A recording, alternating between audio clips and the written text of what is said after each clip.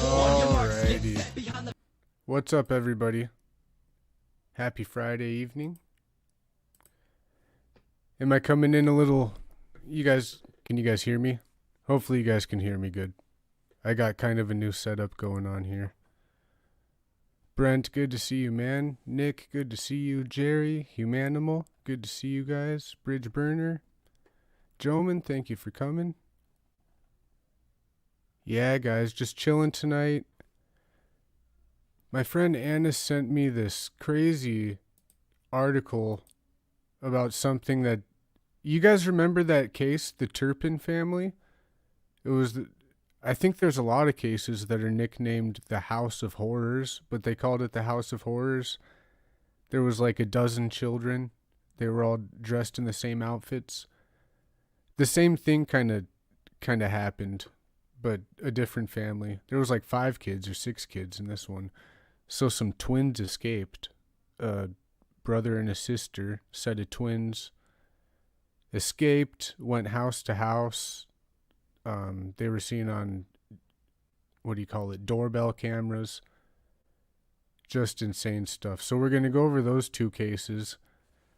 But first, I'm going to get my coffee drank, get everything started. I got a couple cases we can look at that are in the news right now.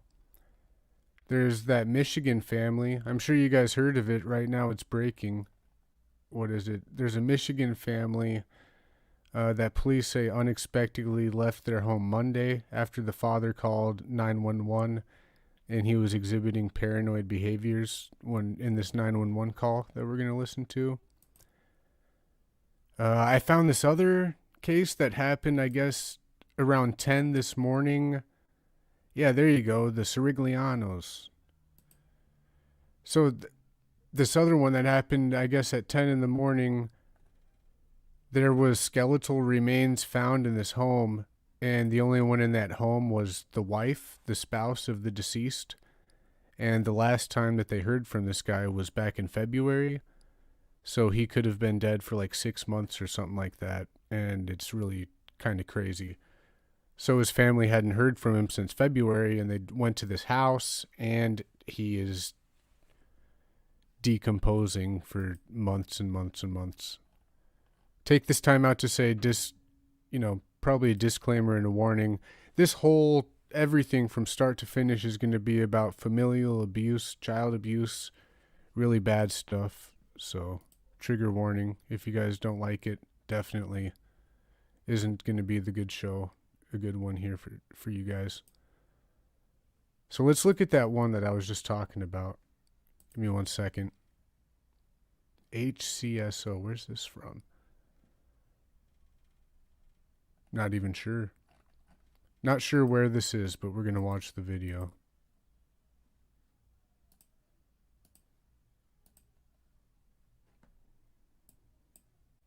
Today around noon, Harris County Sheriff's Office deputies were responded to a call from a family members here at the 13,700 block of Mateus Trail in West Harris County. When they got here, they were told by two family members that they had not heard from one of their family members that resides in this home, a Asian male, elderly, had not been heard from for several months. They knocked on the door. Person came to the door. They were allowed to come inside. As they entered the home, they did see, deputy did see a deceased male inside the home. He appears to have been deceased for quite a while. The female that does live in the home is also an elderly. The one thing I know, it's kind of gross, but so they're saying as they walk in, they see this man who's decomposing. So immediately I'm thinking he wasn't put in a space or wrapped up or anything to like conceal. It was probably horrible. I'm surprised it didn't get reported by people who lived nearby or anybody who smelled anything. This was obviously pretty bad. Pretty bad. Elderly female. She was cooperating and was talking with deputies, and also now that homicide investigators have been called out, along with So she was cooperating, but he mentioned homicide investigators were called out. And what that means, I don't know. But as we'll see in this video, she was definitely cooperative, and it almost seems as if she has serious mental health problems. The way he talks, quotes is what she was saying at the end of the video. But I'll go ahead and let this play through. Was cooperating and was talking with deputies, and also now that homicide investigators have been called out, along with IFS investigators and anthropology will also monitor the deal. As of right now, we don't know what the cause of death was. We'll have IFS determine a more in-depth on what we have left of the remains, and determine from there if we have any actions as far as any criminal charges or anything as right now. Any questions? So the lady, she was in the home? She was in the home. She is related to the decedent. I think she's a spouse of the decedent. We don't have, as far as a timeline we have is several months, 5 to 6 months that we have not seen the individual. So that's why the family members first came over here to try to talk to see if they could see their loved one. Oh no. I don't know how that works. 5 to 6 months. Don't you think at some time during the decomposition it would stop smelling? Like 5 or 6 months you go to visit and you find out he's, oh man, this is a nightmare kind of. And at that point they called us to say that they weren't able to come inside the house, but then we were able to get them in. So. I was hearing that the last contact by the family that showed up was potentially as long ago as February. I think that is. Yeah, that's about accurate too. It's about 5 to 6 months, or a little longer. So again, we'll have to determine IFS to see if what we have, mainly because the state of decomp is so advanced that there's not a lot to go on. So how was the physical and mental status of the wife? That's what we're looking at now to see what we have to deal with. Whether she has any type of mental illness, we don't know that. Nothing indicates that we've had that in the past with her or anything, but we don't want to go. I don't want to cause any or theorize on anything right yet. So she is elderly and she has no past of mental illness. So I'm just clarifying. There was a airplane or helicopter, lawnmower or something in the background. What was her explanation? She really doesn't have one. She told us that she's just been taking care of her husband, and he's been sleeping. So there it is, obvious. She says that she's been taking care of her husband and he's been sleeping. Man. Why would the homicide got called out? Probably either way, maybe they all... He said that as if they don't get called out normally, but you think maybe they would all the time. I don't know. But, yeah, there's more... Pretty much he said that the decomposition is so bad that they don't even know anything. Maybe that's why they had a forensic team come in. That is crazy, huh? Nobody reported him missing since February. February last time talked to him. I don't know. Maybe being that he's really elderly, maybe he doesn't have that much family left, or he's not very close with them. I don't know. That's what we were told. So. Is it a crime, like if somebody, let's say, somebody you live with dies and you don't report it? Is it actually is it's called failure to report a death. It's probably that type of thing. But there's also certain parameters of defense to the type of act if the person is mentally unstable, or if they have in some sort of medical, Alzheimer's, dementia, certain things along those lines. Okay.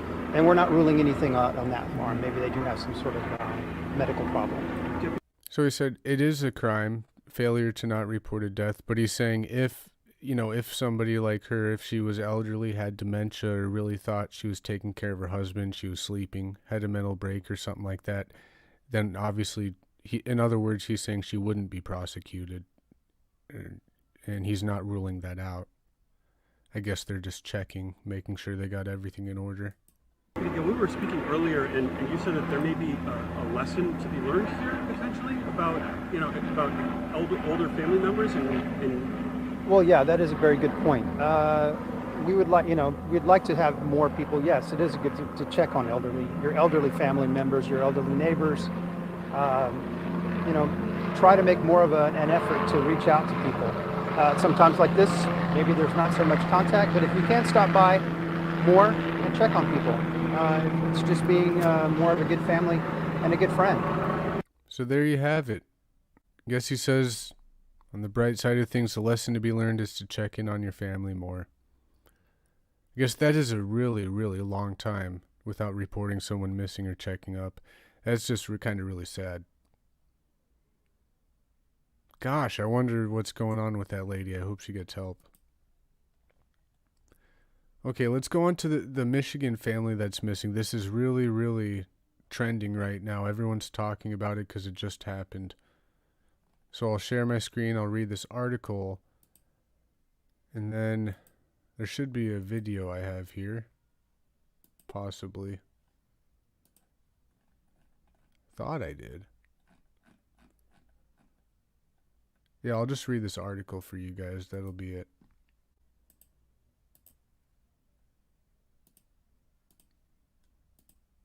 Actually, no, I should probably play that so we can listen to that 911 call probably, right? I'd like to hear what that's all about. Yeah, give me a second. I'll go ahead and pull that video up.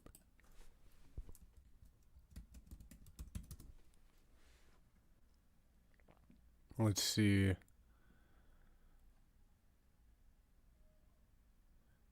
Actually, it looks like we have kind of it's not labeled a press conference, but kind of a press conference type deal. You got a guy up here addressing the situation. Let's play this.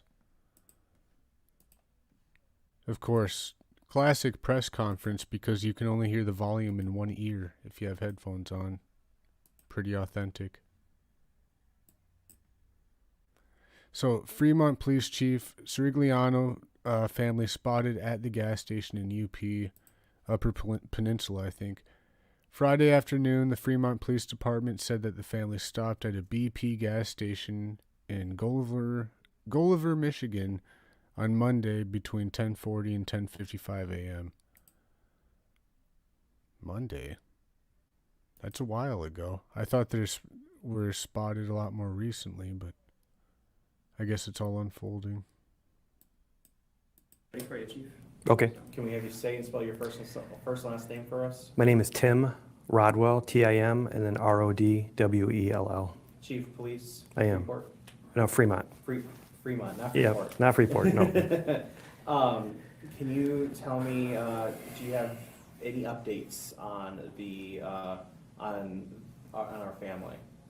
So the campaign that we've had working with the media and trying to get the message out about Tony, Suzette, and the boys has seemed to work. We had contact early this morning from a BP gas station manager who believed she had seen the family on Monday the 17th of October between 10:40 and 10:55. Okay. So that information is new, but the sighting itself was from Monday, apparently. But like Humanimal in the chat saying, and I also heard as I was pulling up articles that they've been sighted more recently and alive, thank God. I hope they still are.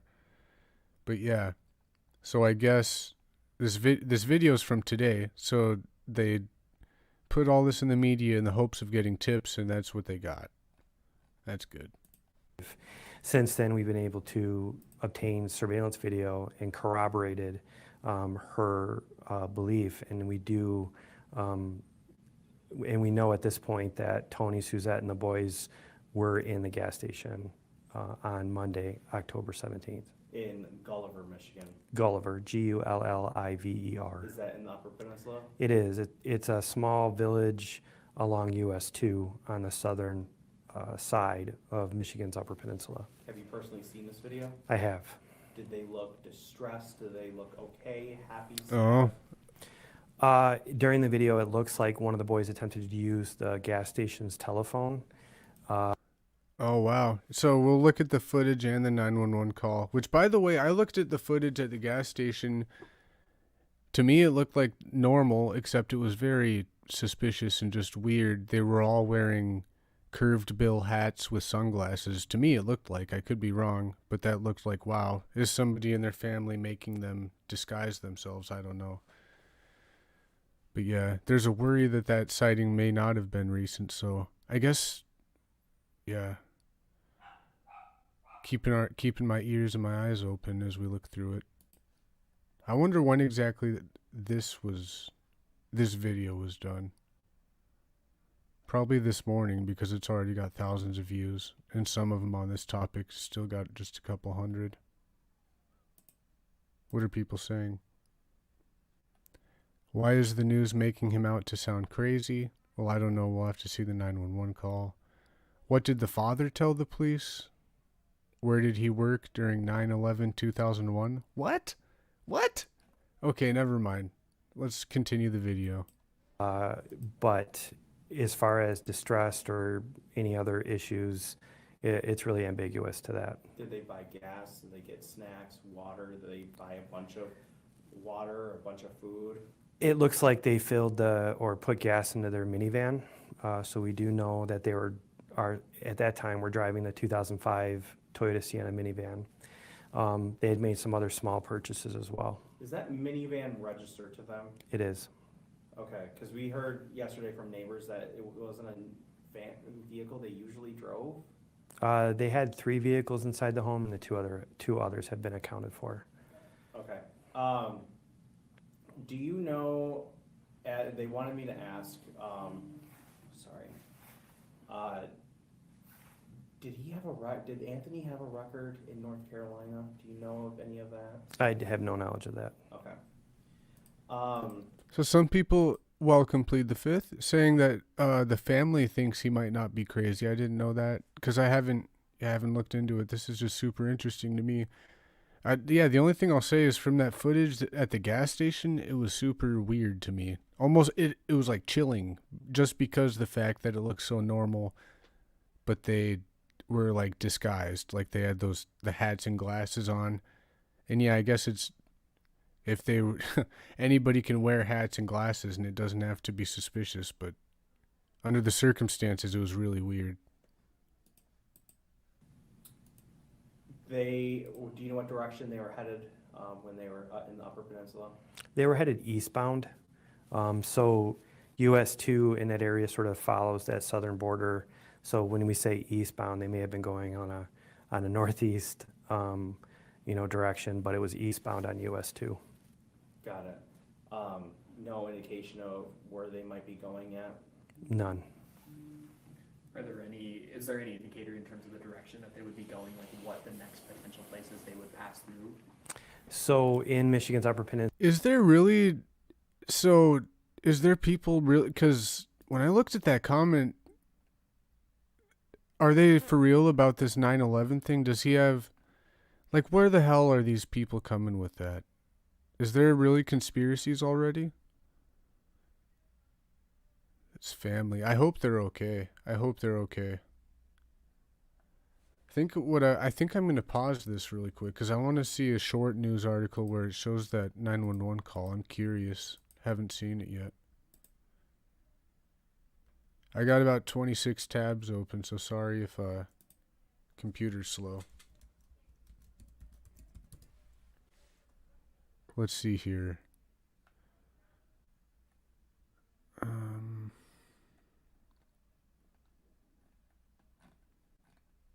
Yeah. Well, here's the news. Here's the footage they released. But this isn't the 911 call. We'll have to find that. So here it is. I'm going to start the video. No sound. It's not. There it is.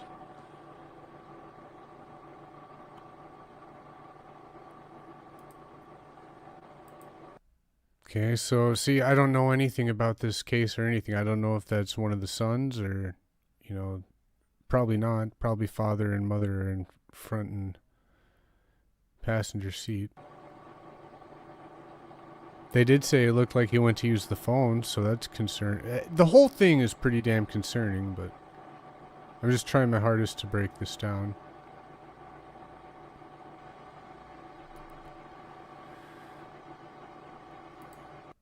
I can't really tell if she's wearing a hat or not, but it looks to me like she is. Okay, that is a son, thank you. Yeah, I want to listen to that 911 call. Okay, so see what I mean? They are kind of disguised, but is this the other son? So there's two sons and a daughter, right? Is that what we're doing? Anyways, the one with the green shirt does not have the glasses and hat on.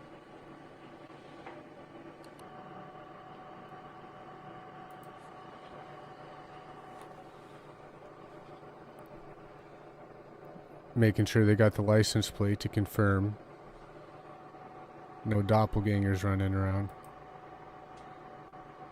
But yeah, he doesn't seem to me to be like paranoid looking behind his shoulder, but they do maybe looking over their shoulder, but not like super paranoid nuts. I am recording. Why is she whispering? Is this happening live? What the hell's going on?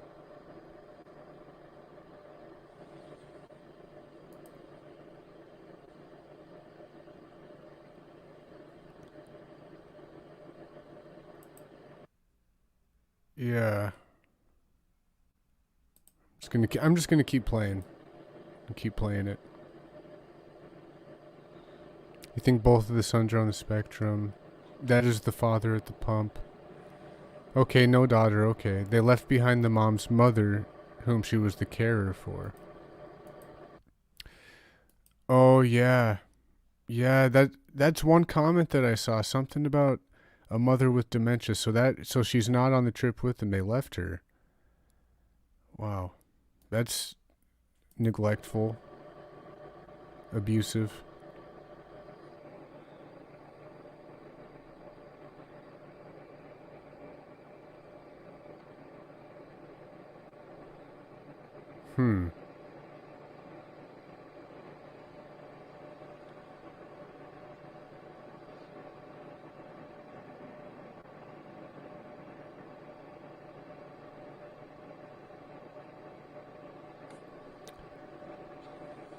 You waiting in line, just hanging around?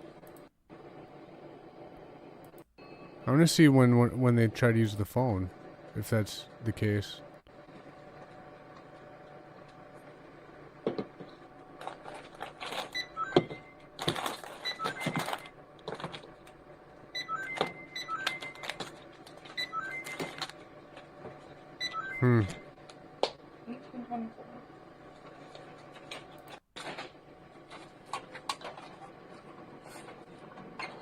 Looking for food or something, just...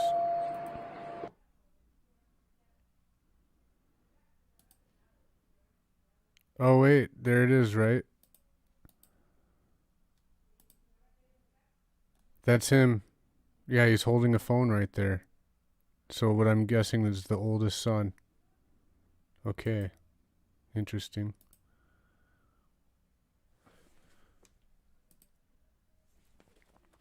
Okay, here's the 911 call. I'm not crazy. Mr. Geedy knows me. I'm a Christian. I just need some help. And then the U.S. Oh, good question. Do I know the date of that? They said it, all I know is they said Monday. That's what I heard that was sourced, is the gas station was on Monday. The date of the actual upload. Let me see. Let me go back really quick. 3 hours. Oh, 3 hours ago. This was uploaded 3 hours ago. A family of 4 that has been missing since Sunday were spotted filling up their van in Michigan's Upper Peninsula Monday. Okay. So on Friday, today, is when they got the new information that they were last seen Monday, is what it seems like. It's just what I'm trying to figure out. So here's the call. I'm not crazy. Mr. Geedy knows me. I'm a Christian. I just need some help. And then the U.S. government will take it from here. New tonight, part of a 911 call Tony Sirigliano made hours before he, his wife, and 2 teenage sons with autism disappeared from their Fremont home. Okay, so in that surveillance footage, that lady was Suzette then. Because, yeah, she looks familiar, her picture there from that gas station footage. I didn't think she went in. Maybe I'm tripping. But that gas station footage, it did look like a lady like that, and that picture was there. Yep, Monday. So, all right. Good evening, everyone. I'm Juliette Dragas. At 9:30 tonight, the Fremont police chief told me there's no news. They're still looking for Tony, Suzette, Brandon, and Noah Sirigliano. No one's heard from the family since early Sunday morning, hours after that 911 call was made. Police are looking for a 2005 Toyota minivan like this one with a Michigan plate DJL 1982. We have been following this developing story all day. 13 on your side's Trevier Gonzalez joins us now with the latest. Yeah, Juliet, the neighbors were caught off guard by the news of this missing family. And of course, you did call to the chief for an update. And at this point, that family has still not been found. This don't make sense. It's such a nice family. What's going on? Authorities have not been able to track Tony Sirigliano's cell phone. His wife, Suzette, and sons Brandon and Noah Sirigliano left. So they can't track his phone. He must have did something with it. Why is it important to mention that the kid has ASD? I'm assuming that means is it autism spectrum disorder or just something with autism? I'm not sure, but I would get it especially if the the child was alone and wandered off because I don't know. And also, I think there's a lot of time. Have you ever seen some missing children when they have autism? They'll say, "Do not approach," because the child is extremely scared or something like that. Some of them will be attracted towards water, like just some kind of weird stuff. I don't know. I've never studied it or looked into it. That's just my guess. Left their phones at home. But a day before the Monday disappearance, he called 911, concerned about the September 11th terror attacks. I need some police protection immediately. Okay, for what? It is of vital national interest. It is related to September 11th, and people want to erase me from the face of the earth.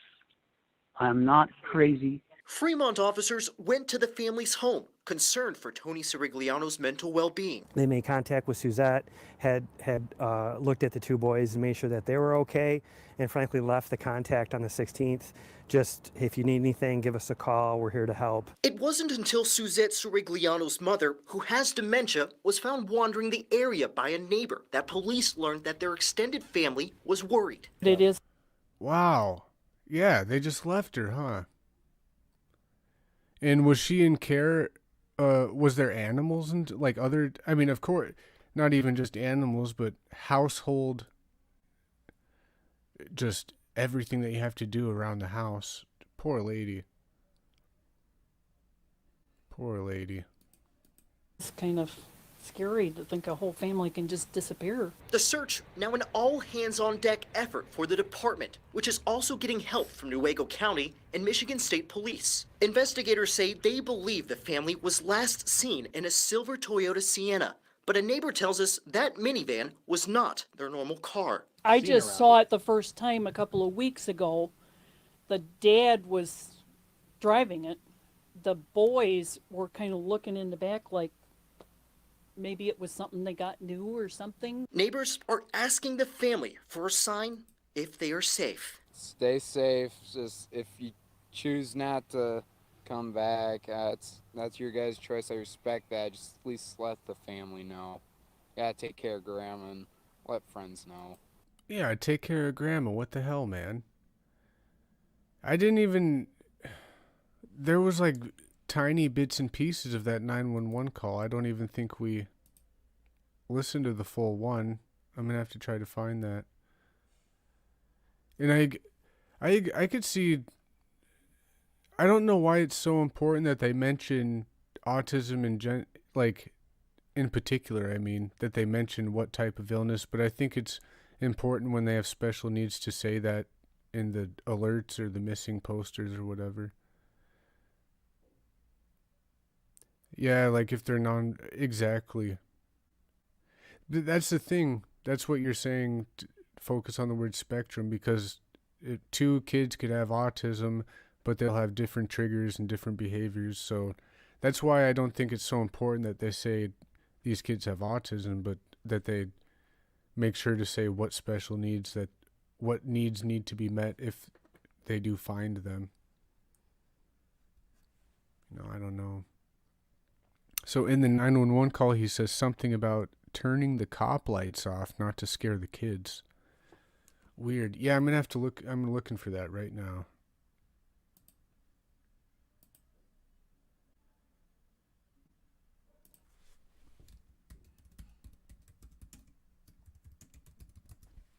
Let's see.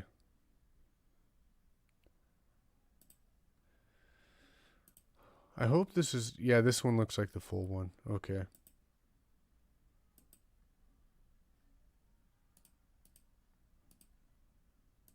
It does... See, it could be a lovely family under pressure. Like you say, maybe he is scared and running from something. Maybe he has no intention of harming his family.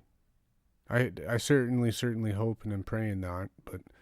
If they just want to get away, I agree with what the neighbor on the news said. Tell people and make sure Grandma's okay. Whatever they're afraid of, I'm sure it can be solved now. People will help them. I don't know. Let's listen. I haven't listened to this yet. Louisiana County 911. Yes, hello. This is Anthony John Sirigliano, North Michigan Avenue in Fremont, Michigan, 49412. Okay, what's going on tonight? If I can say anything so far, he's being very polite, very, what do you call it? Very matter of fact and very polite. Yes, everyone is okay, but I need the Fremont Police Department, and I believe he is Captain Geating, John Geating. I need some police protection immediately. Okay, for what?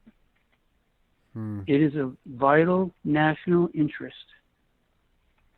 It is. Okay, so if it's not really a vital national interest, then I can see why they would think he's a little paranoid. Because if this isn't true, or if he's not genuinely scared, it's a little grandiose to think, the world might be like a matter of life and death. He has that situate. You know what I'm trying to say? But I'm not trying to be so critical. I'm just thinking out loud. Please don't kill me. Related to September 11th, and people want to erase. Well, no shit. Okay, so now it all makes sense. This is why there's comments about 9/11. God. Okay, I see now. I spoke way too soon. I'm going to back that up and just play this. It is of vital national interest. It is related to September 11th, and people want to erase me from the face of the earth. I'm not crazy. Mr. Geating knows me. I'm a Christian. I just need some help, and then the U.S. government will take it from here. I know this sounds crazy. You don't have instructions for this. Please send someone that knows the Geating and can talk to the U.S. authorities, please. Okay. And do you have any weapons there? No weapons at all, not even a BB gun. All right. How do we spell your last name? Sure, it's Cirigliano.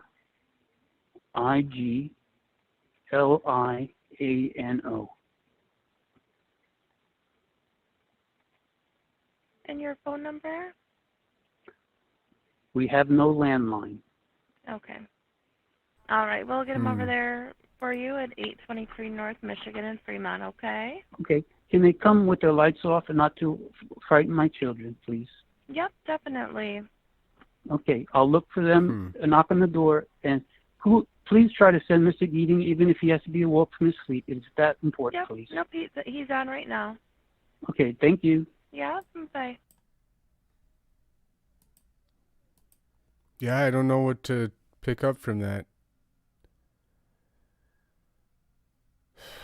He requested the specific captain, the main man, says very, very important, has to do with 9/11. Don't come crazy, don't scare the kids. He said people, but did not specify what people want to erase him from the face of the earth. Yeah, he was very calm. Or at least he was trying to be, come across as calm. I hope his family see him as calm. That is crazy stuff. So let's finish this little debriefing, I guess, that's given to us, and then we'll move on to the topics tonight. In 1 minute.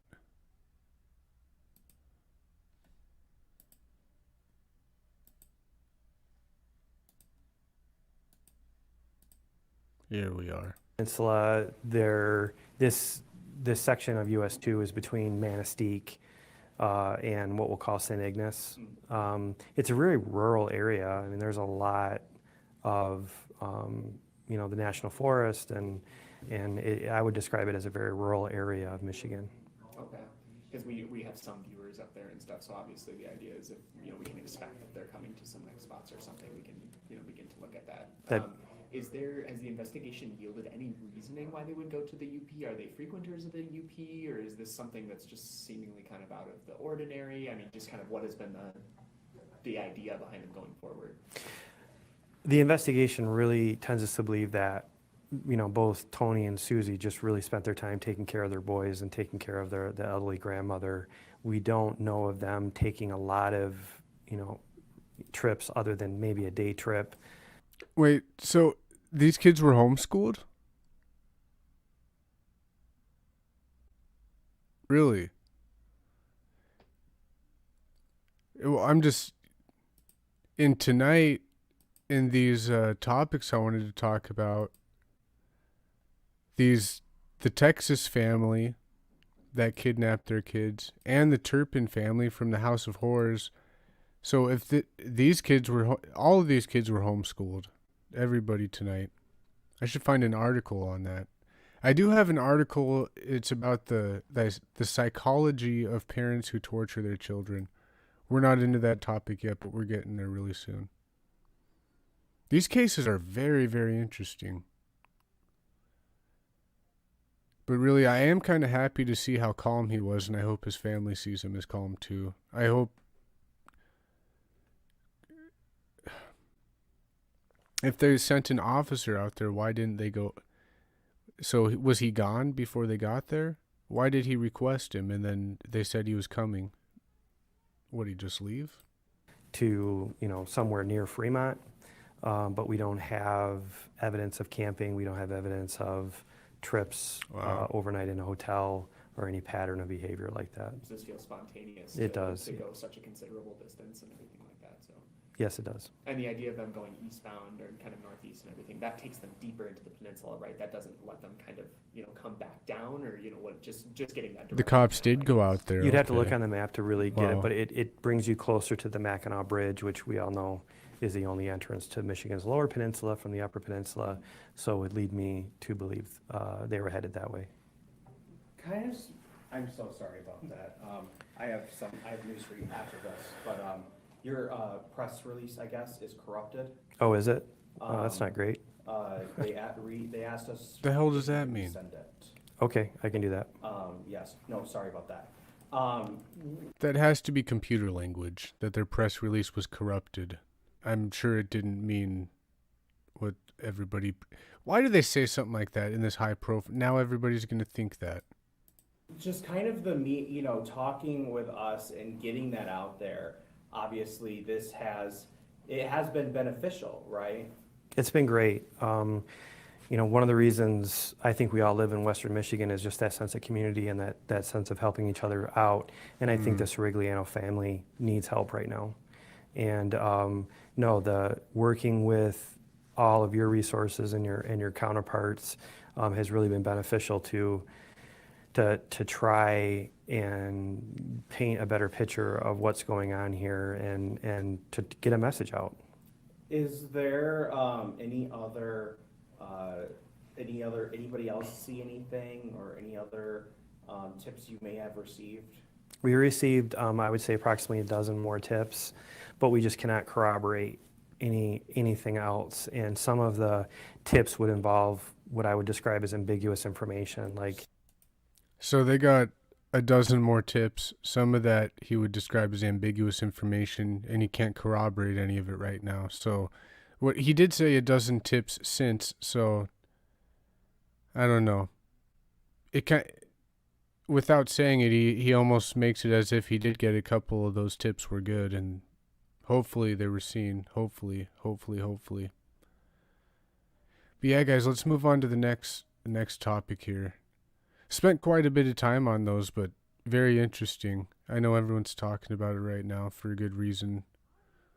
I don't know what there is to learn from that one, but I don't know. Isn't that crazy? The Turpin kids, they weren't allowed to go outside at all unless it was for photographic purposes. Man. Homeschooling needs quality management systems that don't fail. One, is all curriculum being submitted on time? 2, are children checked in by administrative body? 3, are they active in community? Yeah, there's more to schooling than, schools teach kids routine and how to live and at pretty much everything. More than just math, history, exercise done. I don't know. Let's see where to start. Okay, let's start here. So first, I'm going to read from a list. It's just some of these cases that are similar to each other. Something that this made me realize when he sent me that was like, damn, some of these crimes, you think they're 1 in a million, one and done, would never happen again because they're so wicked and brutal. But it seems like this is like, this happens all the time. The world is pretty evil. So these are children held captive. Again, another trigger warning, even though I gave one. So here's one in the Netherlands, beating bad spirits. A man who isolated 6 of his children in a remote Dutch farmhouse from birth and beat them to drive out bad spirits was arrested in October 2019. The 67-year-old was charged with depriving the children of their liberty from 2007 to 2019 and punching, kicking, and denying food and drink to them. He was also charged with sexually abusing 2 of the older children. Here's one from Spain. Locked up with dogs. A 35-year-old man was arrested in June 2018 for keeping his mother and disabled sister locked and bound in bedrooms in his home in the southern Spanish city of Sevilla with 10 defecating dogs. Yikes. The victims defied their machete-wielding captors' death threats to go to a police station. Happy they escaped. California, House of Horror. So here's one of them we'll talk about just briefly tonight. 10 children found living in squalid conditions in California were punched, strangled, bitten, shot with weapons such as crossbows and BB guns, waterboarded, and had scalding hot water poured on them by their mother and her partner, prosecutors said in May 2018. The mother, 30-year-old Ina Rogers, and her husband Jonathan Allen, 29, were arrested at their home in Fairfield, north of San Francisco. The children were aged from 4 months old to 12. So in this case, that's different to the Turpin case and the one that we hear about that just happened. The oldest children's are adults in some of them, but not this case. They were all very, very young. So let's watch a quick video here on that. Here it is. Police say that they rescued 10 children from an abusive home in Fairfield. Investigators say that they found the kids living in filth on Fieldstone Court in Fairfield. Hey, KPX5's Jessica Flores Jason, is live good to see outside you the guys. family's home this morning with the very latest. Jessica. Kenny, from the outside, the home looks totally normal, but police say inside, 10 children were living in a house of horrors. They faced torture and were living in squalor. Now take a look at the father's mugshot. This is 29-year-old Jonathan Allen. Police say he abused 9 of the 10 children living in the home, leaving them bruised and burned. Police say the children described being shot repeatedly with a pellet gun. The mother, 31-year-old Ina Rogers, faces child endangerment charges, but she let her camera into the home. Man. Part of the psychology in this article I read about these parents that do these horrible, horrible things to their children, a lot of them are in straight denial. Whether they know, obviously they know what they did was wrong, but just living in denial, saying that they love their children, all this bull crap.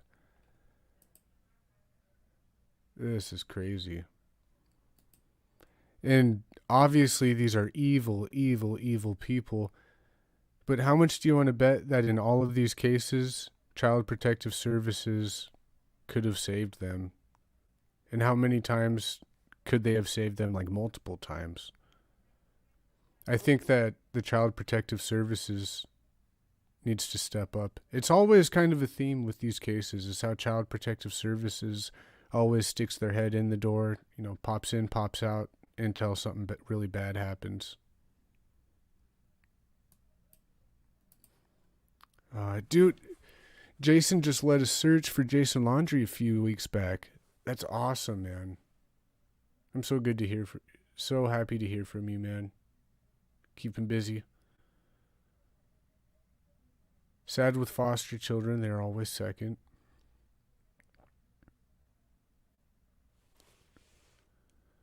Man, if a man would have ever spoken to my kids wrong, it would have been a problem. Absolutely. That's also some of the... There was different types of denial from abuse, and one of them was like the spouse of the main abuser will just be ignorantly blind to all the abuse. In a lot of instances, especially where like the mother would ignore when the father is abusing a daughter or something. Like, isn't that just out of control and outrageous? Like in the Turpin case, I think they tried to demonize the mother more than the father, or the father more than the mother. Like they try to make one of them seem to be worse than the other, but they're both really bad. Heck yeah. Standing by. Awesome.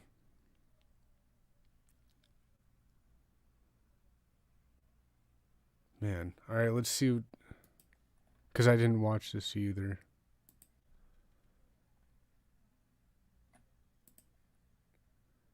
Obviously, they were probably locked up, hopefully for the rest of their lives. Let's see. Good question, though. How can they afford that house, but they can't afford to feed their children? Do you ever wonder that, too? Like that Turpin family, wasn't the father like a programmer? They all had big houses, but they live in crap stains? I don't get it. That's where investigators say those 10 children, ranging in age from 4 months old to 11, were living in filth.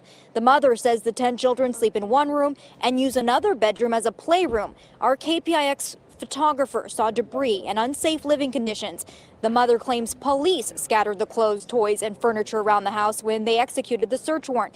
But we also saw what appeared to be feces on the floor in one of the upstairs bathrooms. The mother denies any of her children were ever abused by her husband, who is the father of 8 of her 11 children. Yeah, right. Liar, denial. All of these cases, all of these children, poop stains, shackles, handcuffs. Come on. No food, no water. Why would I ever have a house full of children that were abused or allow them to be abused? I love my children. The children describe incidents of intentional abuse resulting in puncture wounds. Wow. Special place for this lady. Man. Out of control.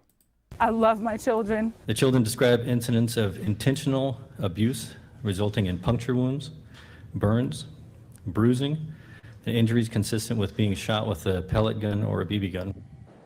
Now, police say their investigation into the family started nearly 2 months ago when they got a call of one of the children running away. Officers found that child a few blocks away, returned him home, but that's when they say they saw the filth inside and took those children away from the home. Now, the mother again does face child endangerment charges. She posted her bond and is out of jail, but the father is still at Solano County Jail. He has a $5 million bail, and he faces torture charges, also felony charges for child abuse. Reporting live here in Fairfield, I'm Jessica Flores, KPIX 5.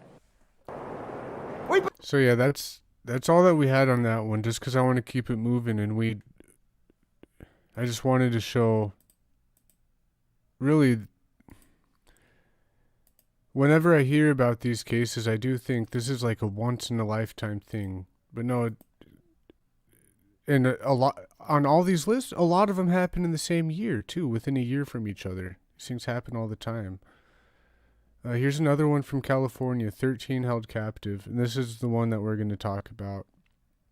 One of them anyway. In January 2018, 13 malnourished brothers and sisters aged between 2 and 29 were discovered by police after being allegedly held captive for years by their parents near LA. Some were found shackled with chains and padlocks in their filthy home. One of the girls, who was 17, managed to sound the alarm. The parents, David and Louise Turpin, were charged with multiple counts of torture and child abuse. So we're going to watch a quick video on this, but first let me just go down the list and go over a couple more examples of horrible abuse by the hands of people's parents. This one's from Japan.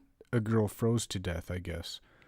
A couple who imprisoned their daughter for more than 15 years, saying that she was mentally ill and violent, were arrested in Osaka in 2017. She froze to death at the age of 33, and an autopsy showed that she weighed 42 pounds. Can you imagine? When you hear about somebody weighing 90 pounds, you're like, damn, you need to eat. 42 pounds, 33 years old. Here's one from Britain. Guru and daughter. A Maoist cult leader who brainwashed and raped followers in his London commune kept his own daughter in prison for 3 decades before she escaped in 2013. Aravindan Balaskishan, 75, was jailed in 2016 for 23 years. His daughter, Katie Morgan Davies, was 30 years old when she escaped, fearing death. Here's one from Italy. Locked up for having child. Maria Monaco was set free in 2008 after being locked up by her family for 18 years. Police found her, at 47 years old, living in horrendous hygiene conditions in a rural home north of Naples. She had been held since 1990 when her family learned that she was pregnant and refused to divulge the name of the father. She was freed after police received an anonymous tip. Her son, 17, was allowed to live a normal life and went to school. And here's the last one from Austria. 7 babies with the father. And this is Elizabeth Fritzl. We've covered this case on the channel. She was imprisoned and raped for over 24 years by her father, Joseph Fritzl. He kept her in the cellar of their home, and the case came to light when one of his 7 children she bore became ill and had to be hospitalized. Very, very nuts. Very crazy. Thank you, Jason, dude. I'm very happy for that. I'm definitely going to look at that. I haven't even done, on this channel, I haven't even brought up Jason's case. I'm going to have to do that really soon. Makes me really happy you're still out there doing the damn thing. Sorry, guys, I'm looking at the chat. I can't see when I'm reading.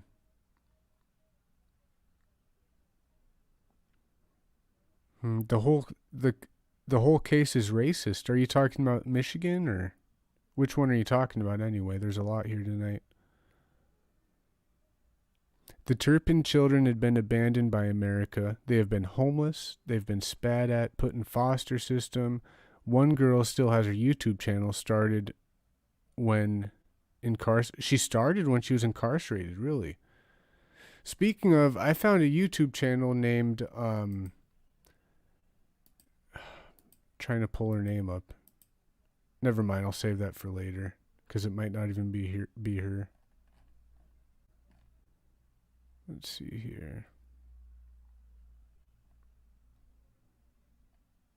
And the cop that showed up to that YouTuber's house, they offered the little girl something to eat, but she was too afraid to even touch it, so they had to coach her into believing that it was okay to eat. Yeah, that's a reason why in some cases they say those special things about the children that are, well, that's not a missing children, that's what I think probably kidnapped and abused child, see.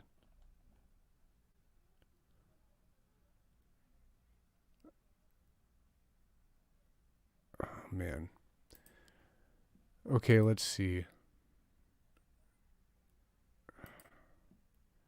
Yeah, we'll save the Texas case where the twins just escaped which is just like the Turpin case. We'll save that for last. So first, yeah, we'll do the Turpin case.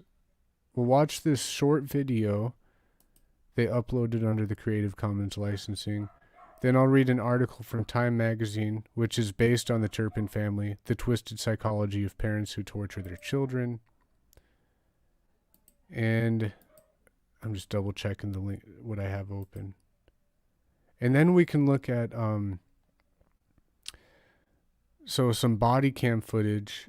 I think it wasn't released for a couple of years, so there's body cam footage of the Turpin family. It's only a few minutes long. We'll look at that too. And a press conference that they did. And in the press conference, somebody from like victim services or something came up, and I thought that was interesting. So we're just going to watch a few videos now. Hey, Nicolina, good to see you, Nick. Hope you're doing good today. And spat out by the system, okay. Well, might as well have been spat at too because of how they were treated. Because I was watching the interview with two of the oldest girls. They were saying how they didn't even have money to eat, or something like that. Okay, California's Paris. Here we are.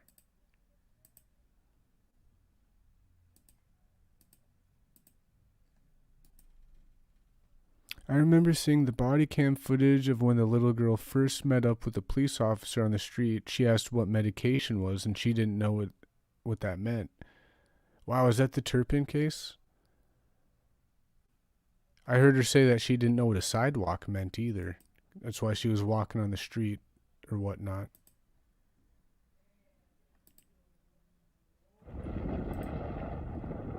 Got the subtitles on. Cranked up.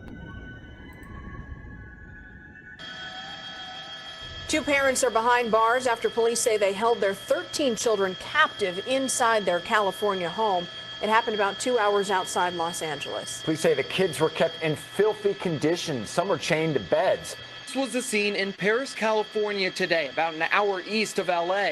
Police say a 17-year-old girl escaped from this home, called police, and told officers she and her 12 brothers and sisters were being held captive by their parents, David and Louise Turpin. The family's neighbors described this morning's shocking scene. They were very, very pale skinned, like almost like they've never seen the sun. I can't believe this. I can't believe this. It's so sad. That disbelief was felt in Las Vegas, too. It took about 2 seconds when I saw their faces and their picture. I'm still disturbed. And Kent Ripley works at the Elvis Chapel in downtown Las Vegas, where the Turpins had their vows renewed several different times. Most recently in 2016. This is a sad day for everybody, especially, the children. There's just, they were sitting right around here 3 different times. At least 2 of those ceremonies were videotaped and put on the chapel's website. You can see Ripley dressed as Elvis performing the ceremony. David and Louise Turpin are at the altar, and their kids are alongside them. They seemed to care about each other. They cared about the kids. They seemed to smile. The kids were smiling. They didn't hide behind themselves. They were very quiet. And tonight, Ripley and other workers at the chapel say they're still trying to understand the horrific allegation. Do you think it goes past Stockholm Syndrome when you're raised this, because say you live a normal life until you're 12 or even until you're like 20 or 30 years old, doesn't matter. Say you get Stockholm Syndrome after having a normal life. What do you think it's amplified or like doubled or tripled when you're straight up raised into it? Like, it just seems crazy to me because they had shackles on their bed. They were handcuffed to their beds and chained up at some point, but at the same time they were able to walk around free. Like, what do you think? I just can't get my head around it. Were they living in this fantasy that their parents were making them believe? Like, did they have a completely different view of reality because of how they were raised? It's kind of sad. Yeah, they knew nothing different. Kind of. That's just crazy.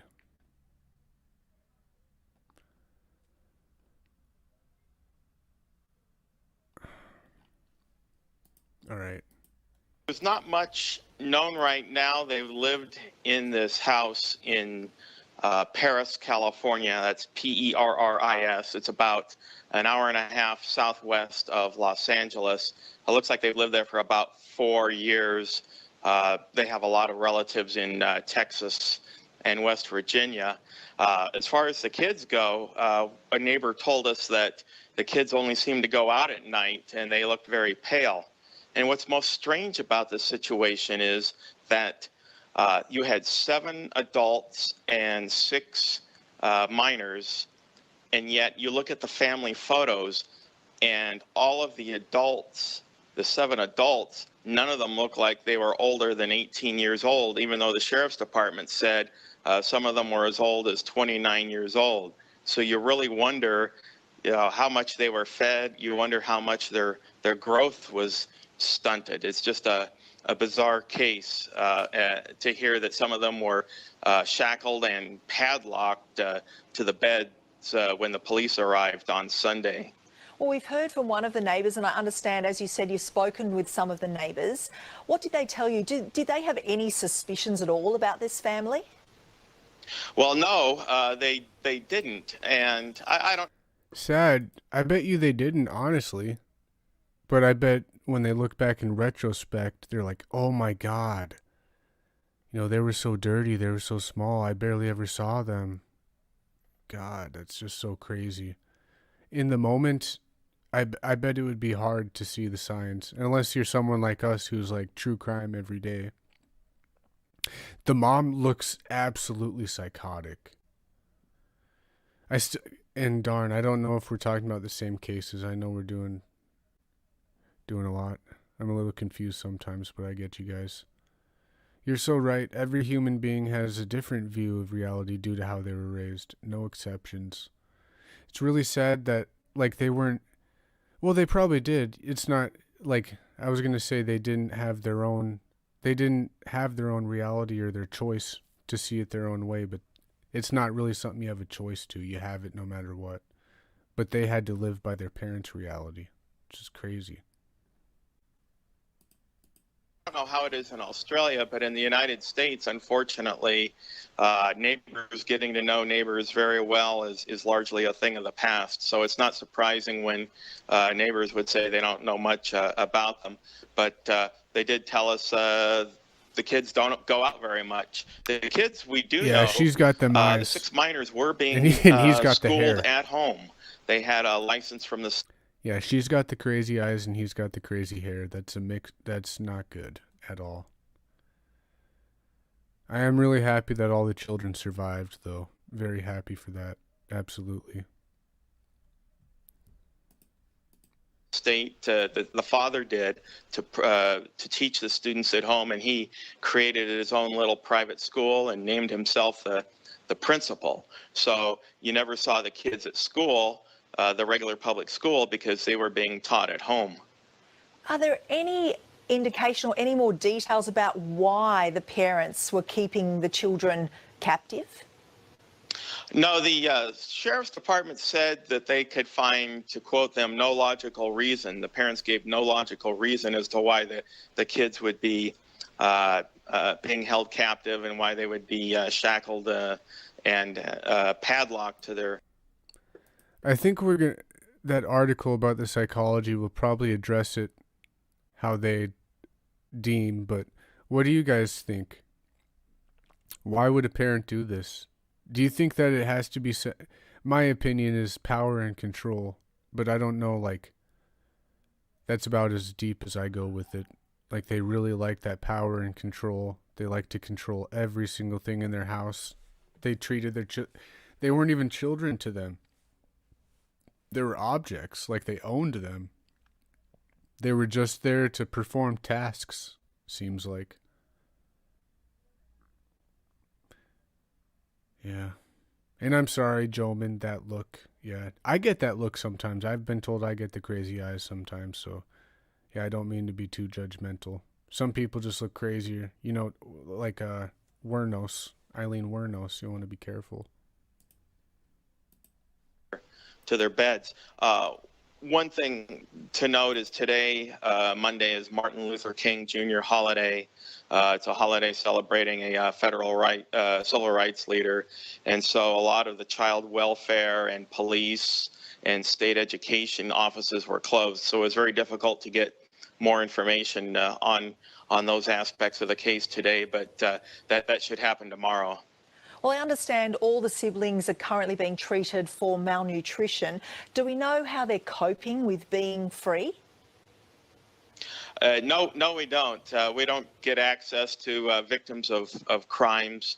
No one in the media has spoken with them. The adults, that's a big question. Where do they go? They don't have the foster care support system that the juveniles do, so it'll be interesting to see where they go. So yeah, that's what one of the oldest sisters was saying, that I think she said her and her brother were the ones who were kind of tossed around because they were the adults and they were having a hard time even finding food. Kind of crazy, really. Honestly. Mermaid on Twitch, good to see you. Thank you for coming. The state education in my country is in the Constitution, and there's so few cases of homeschooling. Only in cases where the kid can't go to school for an illness, it's obligation for tutors send the kids to school. Yeah, I believe if, you should be allowed to homeschool your kids if you want to. But like Humanimal was pointing out earlier in the chat, they should be checked up on thoroughly. Like, it almost becomes a CPS thing. Like, even though there's no abuse at all, they should be not under the microscope, but they should be checked in to make sure that everything's going good and they're developing just as well as they would be in a normal school setting. I don't know. So let's watch this press conference. It's kind of boring, probably going to be pretty boring, but I found this video online and it was hurting my ears because the audio was only coming in through one ear. So I found it on Facebook and the audio is better than usual. So I'm going to play this. I know what you're saying. I don't mean CPS. I don't mean like if you're homeschooling, you should have CPS involved. I mean, there should be a system. Like, there should be some sort of system where the kids get checked up on. They make sure that the parents aren't brainwashing and turning their children into future Unabombers or something. But I don't know. Who would do that? Maybe Child Protective Services would have to create an extra branch to do that. I don't know who would be in charge of that. Maybe the Board of Education would have to have they should. I don't even know, guys. That's probably why so many of them fall through the cracks, because they don't have programs like that. Yeah, it could be as simple as having a child advocate who monitors families. Yeah, someone who checks in. That would be easier that way anyway, because that's the problem with CPS is all the workers have like hundreds of cases at one time, claiming that they're so overworked, which it's probably not even individually their fault, but it's a huge problem. All right, okay. On to Facebook. The boring press conference. The folks that are up here on stage with me. To my right, we have Riverside County Sheriff's Captain Deputy Ray Wood. Riverside County Sheriff's Captain Greg Fellows from the Paris Station. DA's Chief Investigator Joe. Managing Deputy District Attorney John Henry is the supervisor of the Special Victims Unit. And to his left, Director of our Victim Services, Melissa Donaldson. Thank you all for coming today. I'm here to announce that this morning, the Riverside County District Attorney's Office filed criminal charges against David and Louise Turpin. You know that as the Paris child abuse case. What I would like to do today is first tell you what we've charged and the potential consequences of those charges, and then tell you a little bit about the why we charged the case and give you a snapshot of some of the evidence.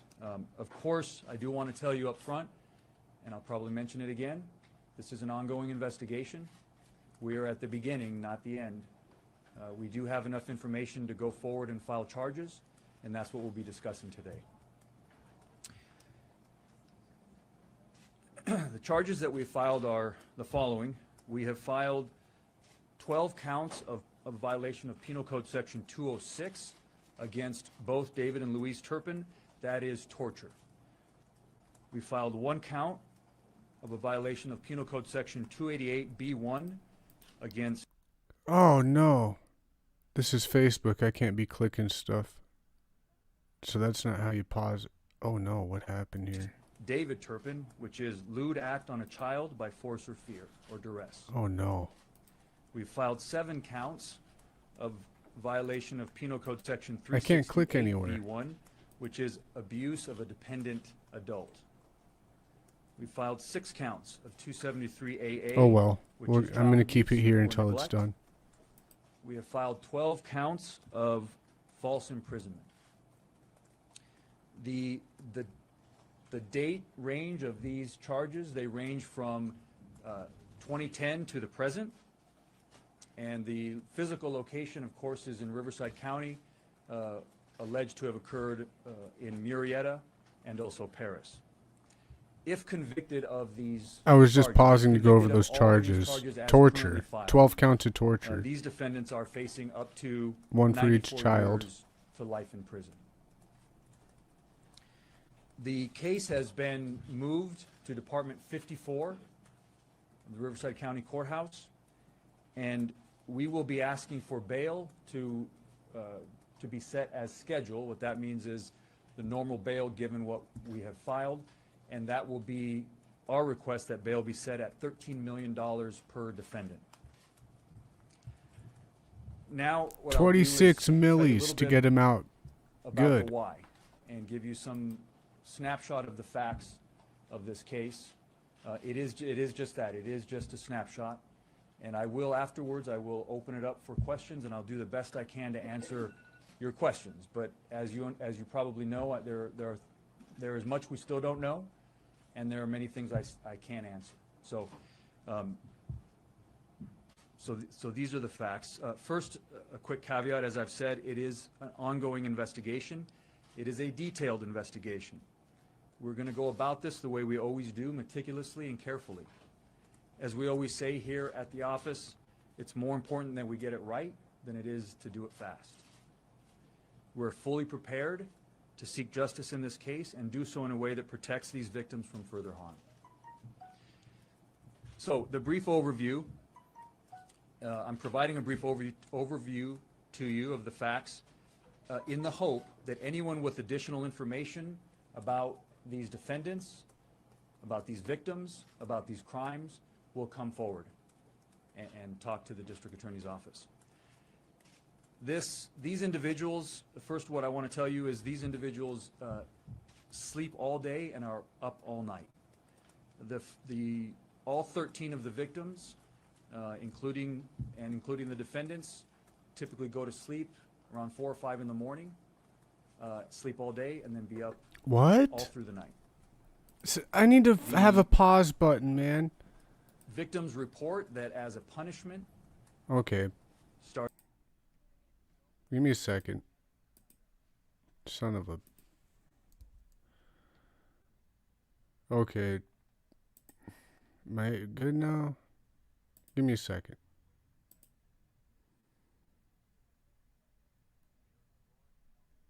Okay. Give me a second, guys. This is sick. Okay, I got it.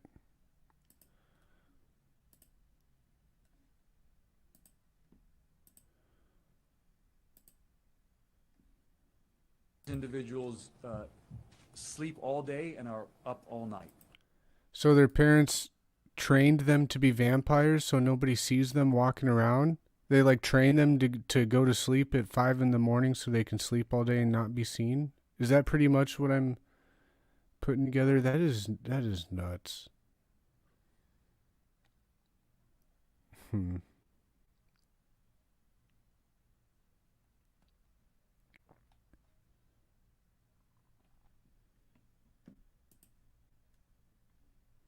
Yeah, I want to fast forward it to the victim services lady, but I want to hear what he's saying. This is some details, I guess. All 13 of the victims, including the defendants, typically go to sleep around 4 or 5 in the morning, sleep all day, and then be up all through the night. The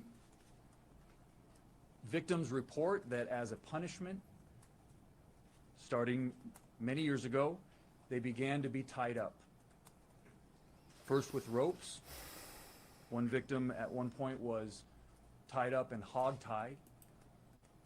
And then when that victim was able to escape the ropes, these defendants eventually began using chains and padlocks to chain up the victims to their beds.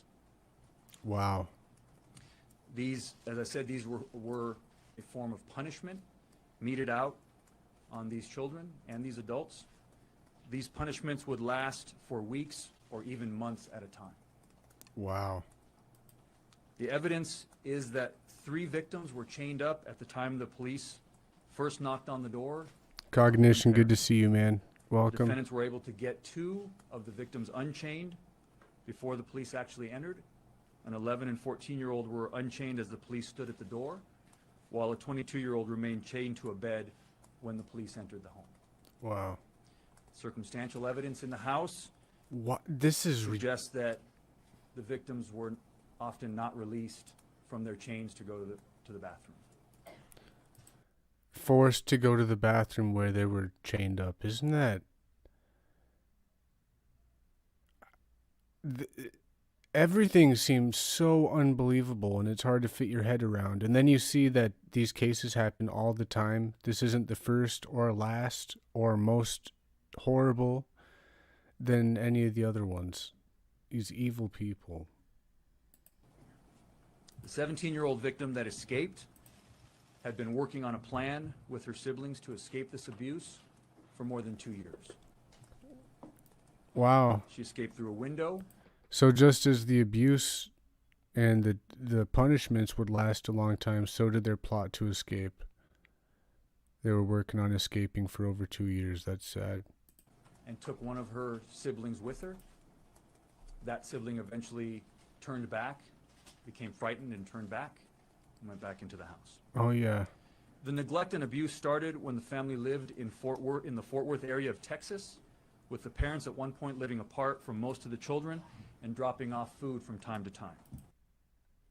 See, and in this case, sometimes it feels like there was people who knew about, like there was family friends or people who could have actually seen what was going on. I'm not talking about the neighbors. These people were a little bit different than the rest because they did have like family photos. They did have some kind of an online presence. It's just very sick and calculated how these parents were. Man. Yeah, I bet they had bed sores and all kinds of stuff like that. The Texas kids, the twins who we're going to talk about, the footage of them is so bad. Man, from being cuffed and tied up and, your skin. Some reports said they weren't even allowed to shower or bathe for a year. I don't know if that's exaggerated, but...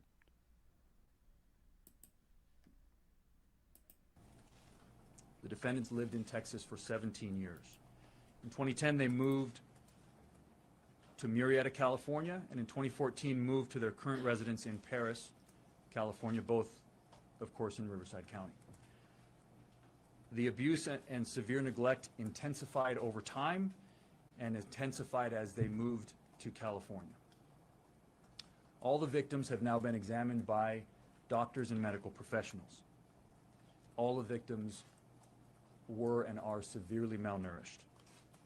Specifically, severe caloric malnutrition associated with muscle wasting. To give you an example, one of the children at age 12 is the weight of an average 7-year-old. The 29-year-old female victim weighs 82 pounds. Several of the victims have cognitive impairment and neuropathy, which is nerve damage as a result of this extreme and prolonged physical abuse. None of the victims were allowed to shower more than once a year. I want to give you a quick example. One of the reasons for the... I think that's the one. I remember that exact thing, that they weren't allowed to wash their hands past the wrists. And wasn't it either a family friend or some lady that witnessed that? And the kid said, what was it that the kid said in that situation? He said something like,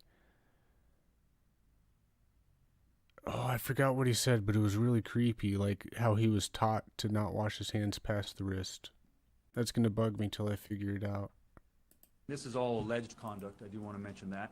One of the reasons for these punishments of being chained up to a bed were that, and by the way, the punishments included frequent beatings and even strangulation.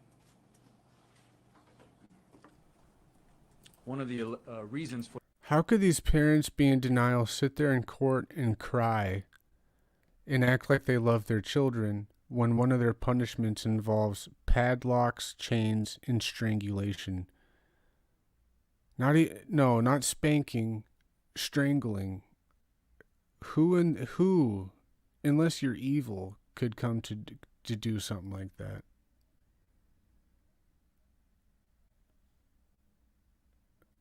It's despicable. For the punishments were if the children were found to wash their hands above the wrist area, they were accused of playing in the water. That's and it. They would be chained up. Yep. None of the victims have seen a doctor in more than 4 years. None of the victims have ever seen a dentist. The children were, when they were not chained up, locked in different rooms and fed very little on a schedule. Once a They were not allowed day. to have toys, although there were many toys found in the house that were in their original package and had never been opened. Wow. Supposedly homeschooled, the children lack a basic knowledge. And that's major psychological abuse, mental abuse, emotional abuse. This is torture.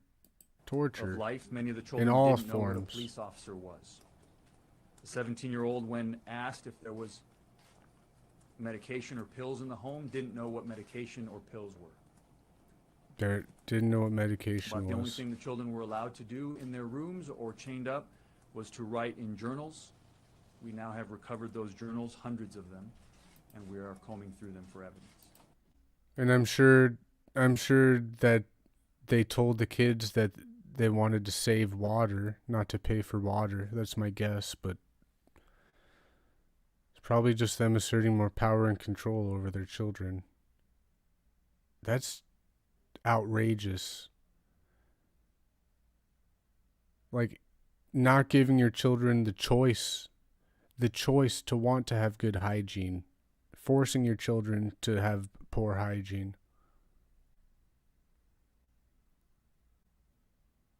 How many kids were in this family? This one, 12. Was it 13? Might be 13. I think it was 12.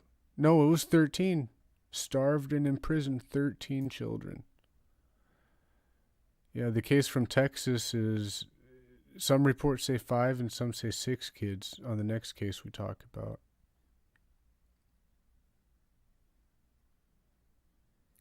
Jordan is her name. Jordan's the one who escaped. Jordan Turpin, and she has a TikTok account, YouTube channel.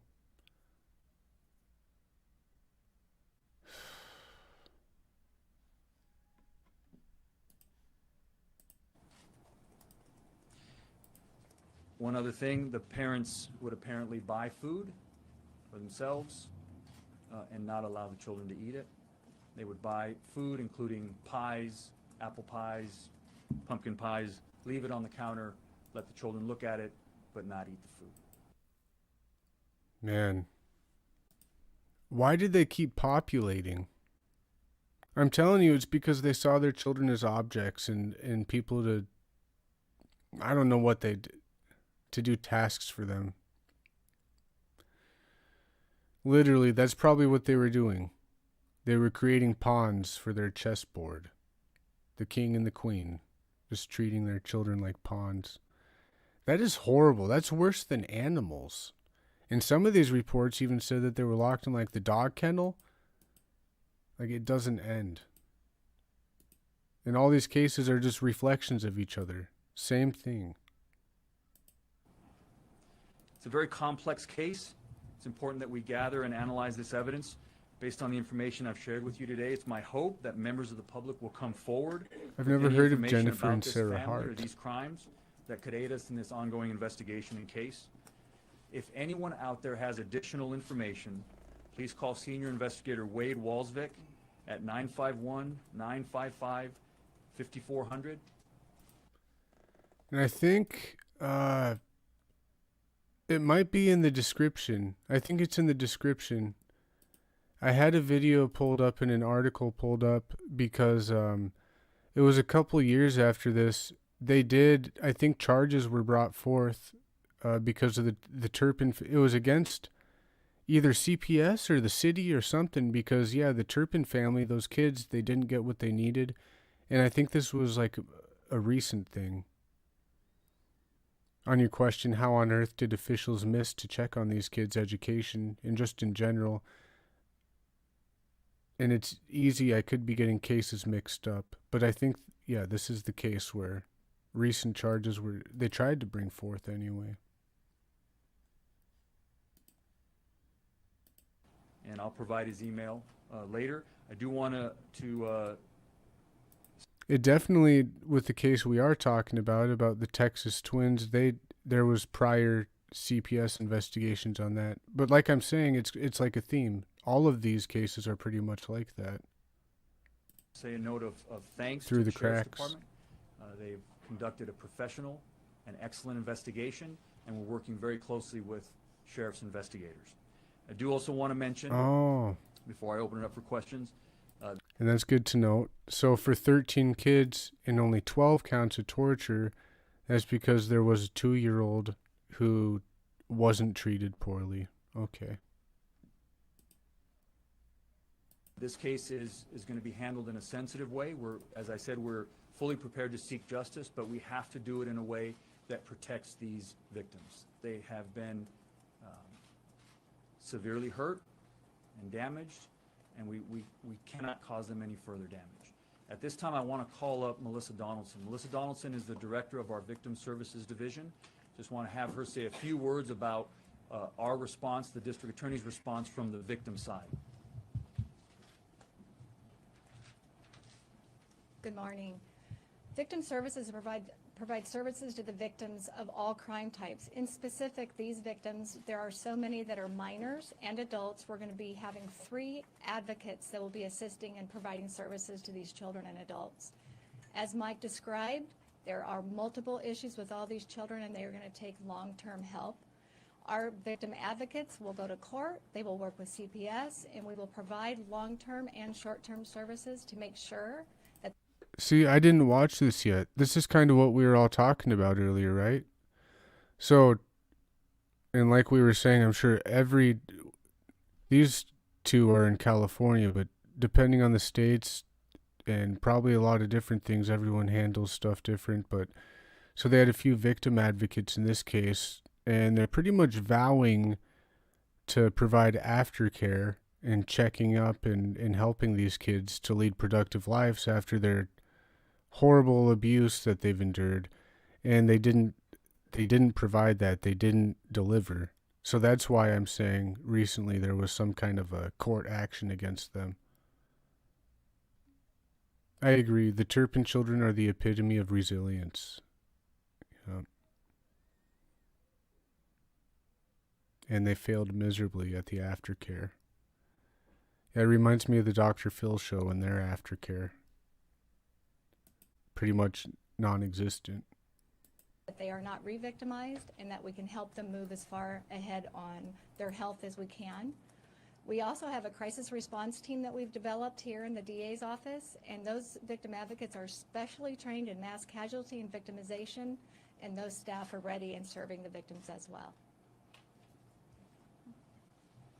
Okay, at this time I'll take questions. Yes. The lewd act is in reference to just that, a lewd act that we're alleging that David Turpin touched one of the victims in a lewd way by using force or fear. Okay. So on the specific charges, this is something I had no idea of, but it's something that I wonder in the back of my mind with all of these cases is if they're willing to chain, beat, strangle, starve, they're probably willing to do this nasty sexual stuff too. And in this case, it looks like there might have been, and we don't even know if there's more or if this even happened, but I believe one of these victims was being touched by the father, and touched also, it was a lewd act because it was of forceful or of fear, right? Pretty sick. Are David and Louise the biological parents of the 15-year-old? I'd be speculating at this point. We are looking into all of those things. They're speculating. Hold on, let me rewind that just a minute. I want to figure before I want to see what that question was. David Turpin touched one of the victims in a lewd way by using force or fear. Are David and Louise the biological parents of the 15-year-old? I'd be speculating at this point. We are looking into all of those things. So they asked if David and Louise were the biological parents of the 15-year-old, I think. But what I thought they were asking is if they were the biological parents of the little baby. And yeah, okay, you guys are saying, yeah, that's what I was thinking. I'm shocked that none of those girls gave birth. I think that's what I thought the question was about. I don't know where the 15-year-old came from, but yeah, that's what I would ask. Is she the biological mother of that baby? That's out of control. Jordan said simply about her mother that they were abused because she didn't like us. Straight up. Disgusting. Those kids deserve a good foster home / family. Yeah, they do. Cognition. Yeah, let me see what I can do about the volume. That's my bad. Do you mean of my microphone or of the press conference? Just so I know. If it's of the press conference, I'm sorry I can't, but on my mic I sure can. And that's part of the ongoing nature of the investigation. Why did they do this? What did they get out of having their kids look really small and having the same haircut and all that? You know, I don't know that I can answer that completely, but I'll tell you that as a prosecutor, there are cases that stick with you, that haunt you, and you know, sometimes in this business we're faced with looking at human depravity, and that's what we're looking at here. Family members say that they become increasingly religious over the years, and their religions become eclectic. Did religion have a role in whatever was going on? Sort of religious right or culture? Okay, so yeah, this is hard to hear. So what the reporter right now is asking if religion played a role, which is that's also something I'm wondering as I'm going through. It wouldn't surprise me at this point they'd like to be religious extremist or something, but not really. At the same time, they more remind me of they would have their own religion and be culty, you know, make the kids worship them. I don't know. But yeah, the question here is if religion played a role. Not that I know of. Are you saying some of the children? Wow, that was simple. I'm going to call out people.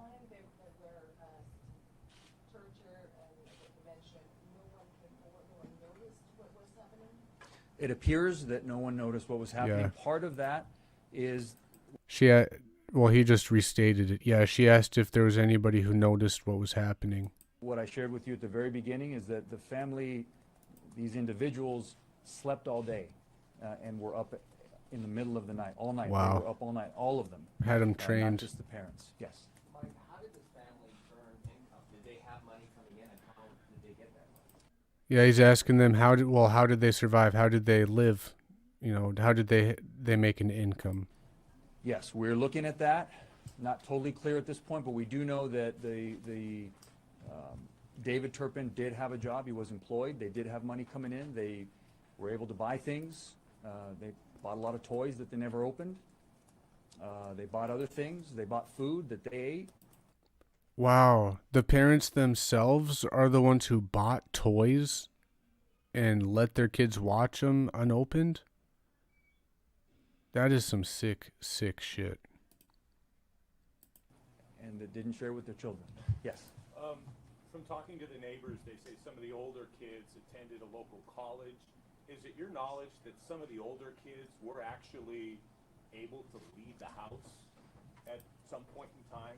Yes. So. And I'm sorry if you guys can hear this or you have headphones so you're able to, but for the people, I'm just repeating the questions.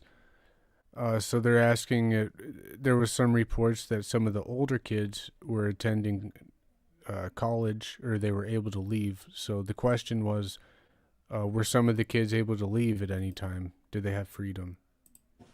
At least one of the older victims attended classes. I don't know about full college experience, but attended classes. What we know so far is that Louise Turpin would accompany him, wait outside of the classroom for him. When he was finished with class, she would take him home. Sir, can I ask you? Yes. That is about the creepiest thing ever. Having that crazy mom wait for you outside so you don't escape. Making sure that you get an education so you can take care of the rest of the so you can take care of us when David can't work anymore, probably. Had to isolate one of them so he could make a living for the family when they can't anymore. This whole thing is like a movie. This is kind of ridiculous. Can you characterize the type of control these children and the young adults were under 24 hours? So the question was, can you explain the control that these children were under? How the parents would control them? This is severe, emotional, physical abuse. There's no way around that. This is depraved conduct. Yes, sir. So, yeah, can you address, you said that there's 12 counts against them for torture. Why not 13? Is 13... Because. Oh, good. The question Hugh Animal already answered. The 12 counts instead of 13 of torture because there was 13 kids. It's a good question. We are not charging torture on the 2-year-old. The 2-year-old, don't know why, but apparently the 2-year-old was getting enough to eat, so we're not going to charge torture against the 2-year-old. The basis of our torture. I will say, though, that if that baby, say that baby was 5 years old and it was still getting fed and treated properly, I think there would still be grounds for abuse at that point. Because at 2 years old, you don't really have a consciousness. You can't really remember stuff or see things, as far as I'm concerned. But witnessing abuse is just as abusive. That's torture. If that child was just a little bit older to where they can remember and talk, then there would have been 13 counts, I bet. And honestly, if they were a little bit older, I doubt their parents would have cared extra for it anymore. Or her, or him, sorry, not it. Torture charge is not just one thing, but it's a combination of severe abuse over time. Yes, sir. Could you please give us a rundown of the evidence that you will present in court? No, I cannot do that. Sorry. Yes, sir. The situation with the kids, when they're able to leave a hospital, will they be put in the foster care system? Will we treat them differently? And can you describe right now primarily the mental condition as opposed to physical? He asked, how are you just going to put them in foster care and CPS? How are you going to treat them differently than regular foster children is the question. And then he asked him to just clarify their mental state too. They're relieved. I will say that. They're in good hands. They're being cared for. They're all in the hospital. Their well-being is being looked at. Their health is being looked at. They're in good hands. As far as where they're going to end up, I don't know. We are going to do everything we can to assist them through our Victim Services Division, and hopefully they'll be cared for throughout this process. Yes, sir. Just two questions. You may have said the first one. How many times did they eat a day? And the second question, so much of the to sort of herald the courage that took this 17-year-old girl out. And you mentioned that some of the kids didn't even know what a police officer was. So can you elaborate on the 2-year plan that they were making to, clearly some kids must have known that you can get help, like had that kind of So the reporter, he gave a lot of thanks and said how heroic the 17-year-old was for getting help. But he said, on the topic of them planning to escape for 2 years, he's asking if they can go into any detail or explain what went into that plan that the kids had to escape. Yeah, you're right. I mean, there's a variety, there's a range of thought here. So that's all I can share is that there was a plan for 2 years. As to the details of what went into the plan, at this point, I don't know all the details, and that certainly will come out in court. Let me go down here. Yes. Oh, we don't know. I don't know exactly how many times they ate a day. That'll come out later. Yes. Have they said something about why they did this? I can't comment on that. Yes, sir. I'm not sure what he didn't want to comment about. Anyway, I think we're going to move on here just because this link is in the description if you guys even have Facebook. I know not everybody does. But I do want to move on. Try to keep, don't want to go 3 hours tonight, but I do love hanging out with you guys though.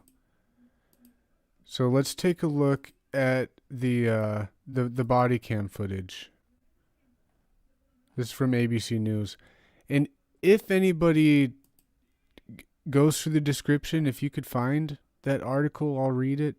Or if anybody really, but yeah, I think because of the poor aftercare, I think there was a suit filed against them. I keep saying that because I'm pretty sure of it, but wish I had it handy. So this is from ABC News, and I'm just going to play it here. It's about 7 minutes long. Body camera video shows inside the Turpin family house, part 7. David and Louise Turpin are arrested after officers find a child who was chained to a bed and 2 others who had just been released from chains. So, and so this is a historical case now. It's older. The reason I'm looking at it tonight is because just recently a very similar case happened in Texas and 2 twins escaped. So we're going to look at that case after this. Let's see. Search warrant. If I end up getting taken off, it's not a bad strike or anything, but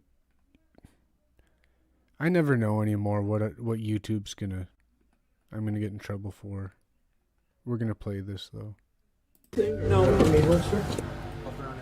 As sheriff's deputies move through a door into a horrifying... Ooh, see? Already I can say admission of guilt. Knows she's wrong. That psychopath. She said, "Do you have a search warrant?" You know what he said? "I don't need one." He just walked right in. That's right. You don't say, "Do you have a search warrant?" Bet your kids don't even know what that means. landscape. The windows are closed. The room is swelteringly hot, magnifying the stench of excrement, decaying garbage, mounds of mothers molding food, every sofa, counter, floor covered in layers of trash. What the fuck? Mothers molding food? Yeah, I have so much food to I can gorge myself all day. You guys just look at the food rot, mold. And unopened toys. And there's those unopened toys they're talking about. Hi, kids. Oh, it's okay. Louise Turpin quickly tries to follow the deputies. All right, stay there for me for now. An officer distracts David Turpin with topic after topic. Okay, well, what's your name, sir? David. Where are you guys planning on moving to? Anything like that? My job's moving. Oh, man. Yeah, you keep seeing her in the background. She's freaking out, man. Good. Good thing they didn't make it to Oklahoma, too. Oh, okay. Louise Turpin is directed to go back to the front door. Why don't you stay over here with my partner, okay? A pale, emaciated child moves through the living room. Her clothes dirty, so is her hair. Oh, okay. What do you do for work? I'm an engineer. Oh, engineer. With 35 goes on 10. Louise Turpin nervously probes again. You know, this is kind of an especially weird thing, though. Because how I still believe that they were using their children as objects and to perform tasks, but honestly, when I think of that, I think two parents sitting like king and queen and they make their children like do chores and clean the house. That is like hoarders. So I wonder if they were, having that power and control over their children in different ways. Obviously, from chaining them to beds and starving them and all the horrible things we're hearing about strangling and the lewd acts. But you guys know what I'm saying?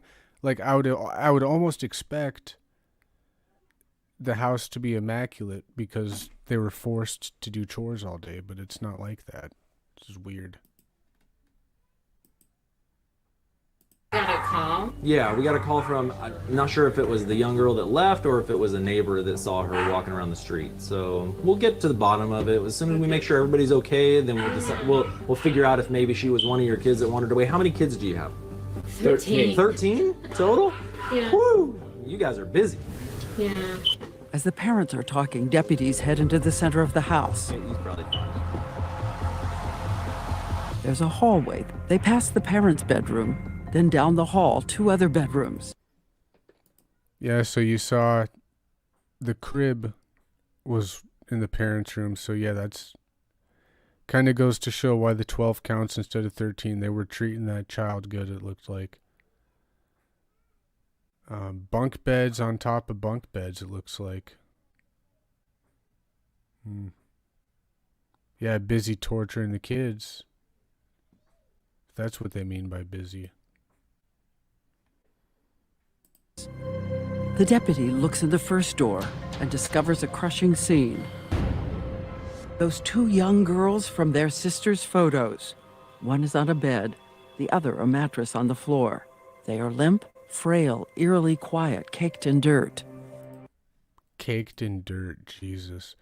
And how they were talking about the physical abuse.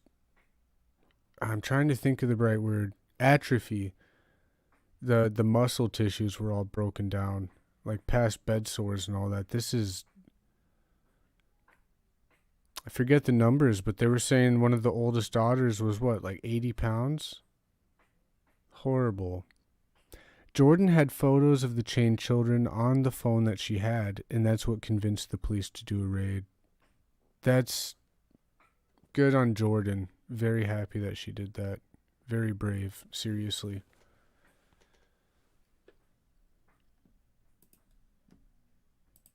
Their arms are bruised, but yeah, bruises everywhere, I'm sure. Where are the chains? And when we move on to this case from Texas, it if you can't imagine it gets worse. I mean, oof. Hi, sweetheart. Hi, girls. Can I see your wrist? Yeah. Which one? Look. Okay. Hi, how old are you? Next, the deputy heads to the bedroom next door. 2 filthy bunk beds, but no child is chained. He pleads with the children. Can they tell him where are those chains? Okay, thank you. We're here to help you. Okay? Just work with my guys. We will help you guys, okay? Well, I do like that they're being very soft with the kids, and if the kids were scared and running away, I'm sure they wouldn't be asking them to help them show where the chains are. But it looks like at this point the kids are all probably relieved and probably really interested. The outside world, the policemen are now in their world. I bet they're very happy. Very confused, but I bet they're curious at the same time. Like they know, they have a sense that they know their parents were doing something wrong and they're free now. Back at the front doorway, the deputy who has been talking to the parents notices something. Almost obscured by the 6'1" David Turpin and the pile of boxes to his right. Another bedroom back here. You got another couple kiddos asleep there. Yeah. Sarge. Are they asleep? There's kids. Well, yeah, of course. There's 13 kids there, and we only seen 2 so far. Wow. Wow. You got another room in the front right here with 2 kiddos in the bed. Over here. Deputies move the parents to the living room. And when the officers walk inside the bedroom behind those boxes, they see 3 remaining children, including a boy shackled to his bed. Thick chains on his wrist. Another set of thick chains on his ankle. Yep. Yep. And remember how they were saying some of those kids had just been unshackled. You know, they probably knew someone was there. There was probably more kids chained up than initially found. That is nuts. And they were saying this would go on for weeks or months. Man.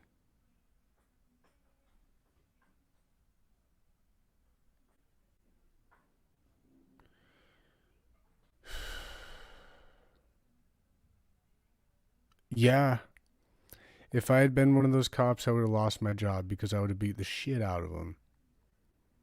They're smug little laughing. How many kids do you got? 13. Oh, hoo, hoo, hoo, hoo. Very funny. You guys must have been busy. No. That's probably the last time they ever joked around. He's been this way for weeks. A deputy gently asks his name and starts looking for the keys to unlock him. Back in the bedroom down the hall, where the 2 girls from Jordan's photos sit quietly, the deputy is directed to go to the closet, and there on the floor, he finds the chains. Okay. I found the missing link. Oh, so they let him there, yeah. And also, that was in the pictures provided. So yeah, Humanimal had answered Jordan, the one who escaped. She brought the phone, and on the phone, she had pictures of what was going on. So that's why they were able to raid them without the warrant. Probable cause right there, and visual proof. And witness. All right, let's just go ahead and detain the parents. Ma'am, why don't you step over here for a minute? Okay, with you. And sir, step over here for a second. After decades of hiding their cruelty, David and Louise Turpin are in handcuffs. Go ahead and come on out this way. You want to just walk into my car? Yep. And walked out of the house. Put her in a different car, please. As the parents head toward police cars, inside a problem. Deputies can't find the key to unlock the boy still chained to his bed. Now, let me ask you. Yes. Quickly, are there keys to the little locks? They're Yes. Okay, where are they? My son and daughter can get them. Okay. That's So in the house. the ones that are in the house, they know where they are? Yes. Okay. Oh my God. So, no fault of their own, I'm going to say this, but just like, I don't know if you guys know yet, but I don't know. And I wondered about sexual stuff, but I'm also wondering, when she's saying right there, you know, the kids can get the keys and let them out. I don't know if she's trying to add more guilt onto her own kids that she raised to be like that. But does it seem to you guys like the older kids that are in their 20s might have been trained to lock up their little siblings or something? Like, it just seems so messed up, this whole thing. Ridiculous. But okay, I'm going to read this last article and then we're going to go into this case. This is about the psychology. I'm obviously not a professional, and neither is Time Magazine. So, the twisted psychology of parents who torture their children.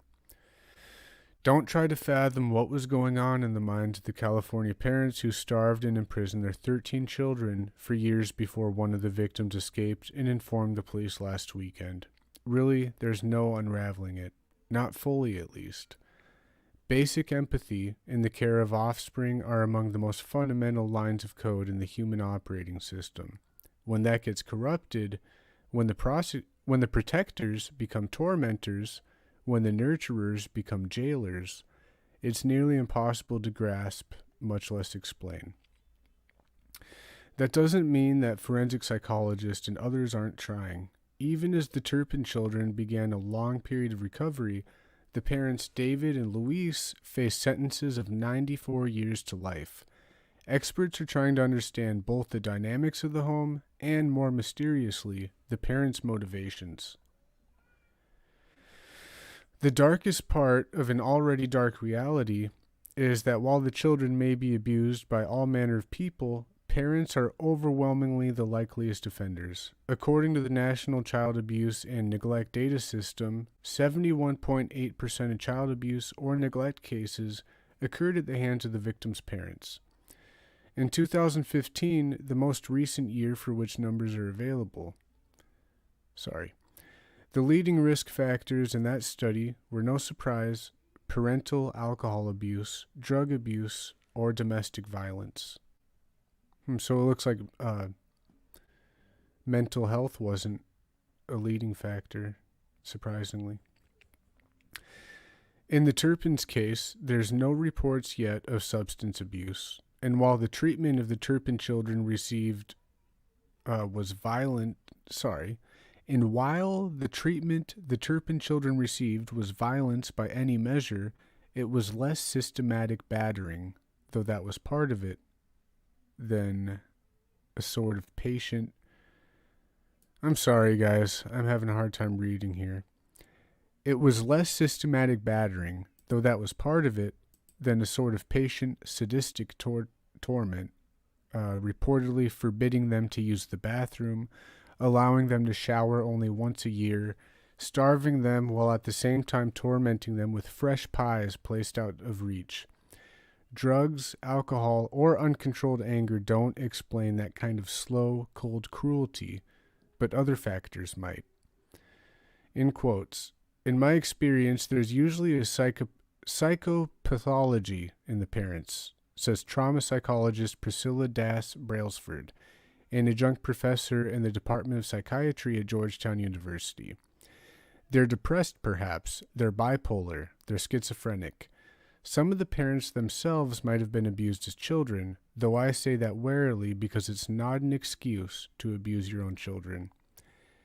David Finkelhor, professor of sociology and director of the Crimes Against Children Research Center at the University of New Hampshire, sees two other diagnostic profiles that might fit the parents: delusional or paranoid states, which can lead to all manner of irrational or abuse behavior. A misguided ideology might be another factor. Parents may tell themselves that they're protecting their children from the corruption of an awful society, or that children are evil and need to be chastised or brought into line. The starvation may have even been similarly convoluted to deal with the business of money problems here. The starvation may have been a similarly convoluted way of dealing with the business of feeding a family of 15. Louise was listed in records as a homemaker, while her husband appears to have been unemployed in recent years. He worked as an engineer at Northrop Grumman at an annual salary of $140,000 a year as recent as 2011, but that was the same year that the Turpins filed for bankruptcy, listing debts of $100,000 to $500,000, so they were greatly in debt at this time. He may have felt like this was the only way for the family to survive under the pressures that were being imposed on them by society. The co-conspiratorial matter of the crimes implicates both spouses equally, and they have been charged accordingly. Initial suspicion, however, will likely fall mostly on the husband as the initiator. The 7-year age difference between the two is not terribly much, but it would have seemed bigger when they married 32 years ago. He was also the principal wage earner in the household, which created its own kind of power disparity. So I wonder how old they were when they got married. It may just be that she drank his Kool-Aid, says the psychiatrist. I doubt it. Not all experts would be so likely to give Louise even a small pass. Elizabeth Skorin, a professor of counseling psychology and a research scientist at the University of Oregon's Prevention Science Institute, says that in her group's work, mothers are very often both the perpetrators and initiators of abuse. And the data backs that up, with 70% of victims mistreated by the mother. a large majority of those times without the participation of the father. Still, in this case, she sees a potential for collaboration. From what I can gather, they're both in this eyeball deep. It seems likely that they were both mutually engaged in keeping their children held hostage. One additional risk factor for either or both parents might be a state that Skowron calls extreme threat sensitivity, often seen in highly abusive parents. They view the world through the lens of things that are threatening, that my child is more powerful than me, she says. If I'm in complete control, then I can calm down. Indeed, Skowron says that such parents actually become more physiologically stressed in the few instances that they show nurturing behavior to their children. Better, for the parents at least, to crack back down and feel that their world is in order again. Wow. That was too many big words, and I know I slaughtered that. I could barely understand myself, so thank you guys for hanging in there with me. Okay. Let's see here. Yeah, that was a lot of big words. I'm sorry about that, guys. 1, 2, let's see when this 21st, 18th.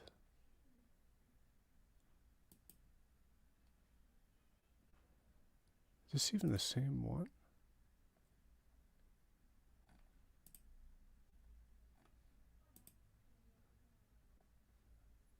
Okay. Making sure I got these in order because we're going to move on to this case. I'm going to read a little bit here and then we're going to listen to these videos. After making a break for it to get away from their abusive mother and her boyfriend in Texas, handcuffed and barefoot, 16-year-old twins were turned away repeatedly by neighbors as they went door to door looking for assistance. And that's when a good Samaritan let them inside and summoned help. That woman's call to authorities prompted an interstate search for the twin siblings, which ended in Louisiana's capital city and led to the arrests of allegedly abusive couple, which is Zaikiya Duncan and her boyfriend, Jova Terrell. So let's take a look at that. Okay. So an Amber Alert was issued in Texas, and we're going to start there, and we're moving in chronological order as the news came out. To the Houston area, we're going to be joined by Fox 26 Houston reporter Matthew Seedorf with the latest on, Matthew, what is really just a stunning and crazy story, frankly. I mean, these two 16-year-olds, they escaped from a home and they were handcuffed. But before all that, there was this huge Amber Alert there in Harris County. What more do we know? Yeah, Andrew, this is really just a disturbing and bizarre case, frankly. Late last night, we're hearing from police that 2 teenage kids came running out of this house behind me and looking for help, eventually finding a neighbor who called police, and then they said that they had been handcuffed inside the house, eventually leading to today's Amber Alert. 2 teens hospitalized in the Houston area. Yep, these are the kids. So, and I think there was 6 kids, but 5 were captive. But there could be 5 or 6. The reports are mixed from what I've seen. And you know how I am. I go through all this together with you guys, so I'm learning. But yeah, those were the 2.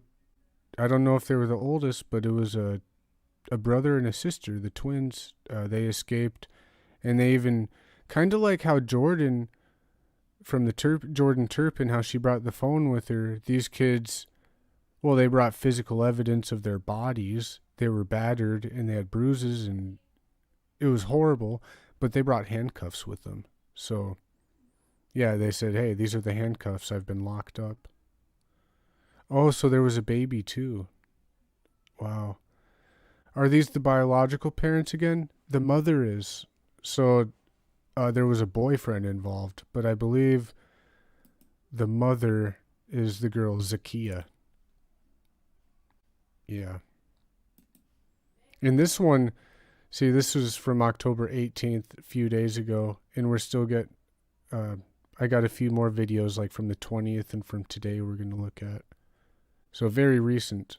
And this is what made me want to do the Turpin thing. When Anna sent me the link of this, I was like, oh my God, this is the Turpin thing. The only difference is the boyfriend instead of the father and half the amount of children. With apparent bruises and malnourished after escaping a home allegedly handcuffed.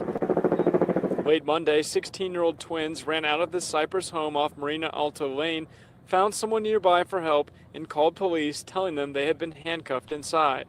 When authorities got to the home, their mother, 40-year-old Zaikiya Duncan, and her boyfriend, 27-year-old Jova Terrell, were gone, along with the twins' 5 siblings, all boys 7, 10, 12, 12, and 14 years old, leading to an Amber Alert throughout the area. The family moved in about a week ago. They had kids. My brothers went to school with one of them. Everything seemed normal. We didn't. So they went to. He said that he went to school with one of them. Very normal. Doesn't that look like a nice suburban? Like, to me, that's like rich. That looks like a huge house. Like, how does this even happen? On the outside, things could look so nice and normal. Brady Bunch, but it's not like that. We didn't really suspect anything at all. Christian Hurd recording this cell phone video Tuesday morning as police surround his neighbor's home. It's definitely scary. Me having a child myself, it makes me just want to hang on to him, What's up, mental I just capacity? Hope that they're okay. MC, good Louisiana to see you. State Police finding the Mitsubishi Outlander near Baton Rouge Tuesday evening. 1 kid safe inside, 4 others okay, discovered at a relative's house. The boy's mother and her boyfriend both arrested, charged with injuring a child, a felony. So, Andrew, that couple is being extradited back to Houston and Harris County. I'm told the twins are in CPS custody tonight. Back to you. Matthew, a couple questions, though. Okay, so this was really a two-state. Would you characterize it as a police pursuit as they were looking for this vehicle? They were telling residents to be on the lookout because 5 children were implicated in that Amber Alert. Wow, and I don't think I've seen many Amber Alerts. Well, I guess was there an Amber Alert for the Michigan case that's going on right now with the Serglianos? I'll have to check up on that. But I'm trying to say you rarely see an Amber Alert where both of the parents are involved. Like, you'll see one if the father abducts the children from the mom, or the mom abducts the children from the father, or if a stranger abducts the children and they happen to get a vehicle sighting. It's not very often that Amber Alerts happen for the parents. And I know it's the boyfriend, but they were the natural, the people who lived with these kids. And maybe it's not that rare or weird. I just thought that. Alert, and then it was, rescinded once authorities got word about these 2 16-year-olds. Where are the other children tonight? Yeah, so they actually found those other kids in the relative's home, I believe in Louisiana, and they are okay. And we are checking the records on the kid's mother as well as the boyfriend to see kind of what their history is and if they've had any issues in the past with law enforcement or with these children. And is it too early, Matthew, to say, since these 2 16-year-olds were handcuffed, do authorities or investigators think that they may have, suffered abuse, neglect, malcontent? What do you? Well, obviously. Wish I knew his name. Obviously Patrick. Look like a Patrick.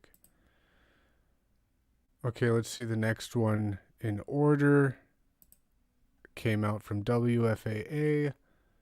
Just a minute here. We are learning more about a horrific case of alleged child abuse in Cypress near Houston.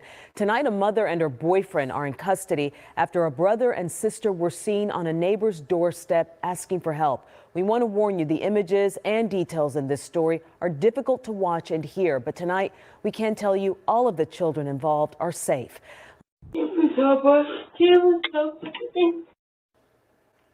On Tuesday, a doorbell camera captured the twin boy and girl teens asking for help after being held captive in their own home with their 5 younger siblings. Court documents shed more light into the abuse. Horrible. I mean, man,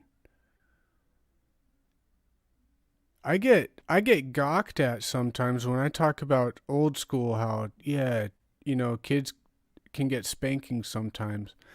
But I would never, ever, ever believe in a million years that people would burn their children, that they would whip them with objects, use hot water. Are you kidding me? That is out of control. And this is only one kid, and this is only one arm. Like, just imagine. Abuse the children were facing, including being beaten and. See, that's not new. You got scars on top of scars on top of scars. Forced to drink chemicals such as bleach if they talked too much.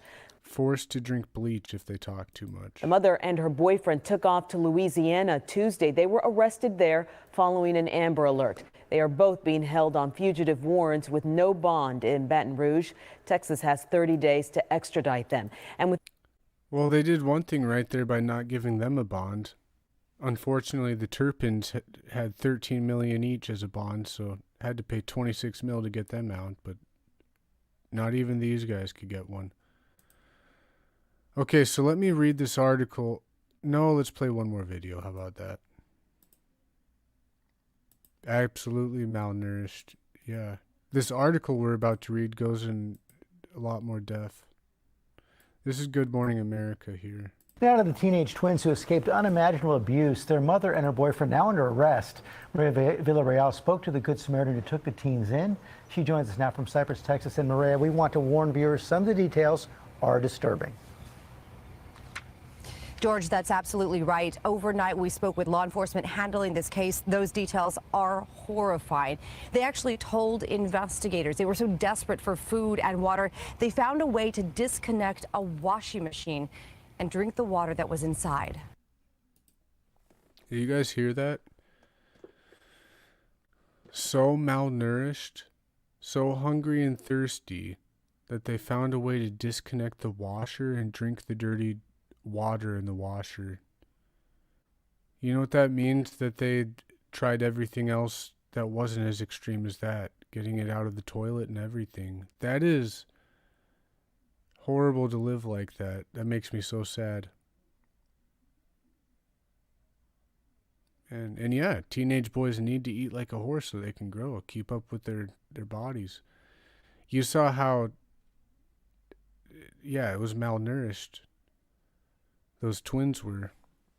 The one didn't even have a shirt. He didn't even have a shirt. All of his wounds and scars showing.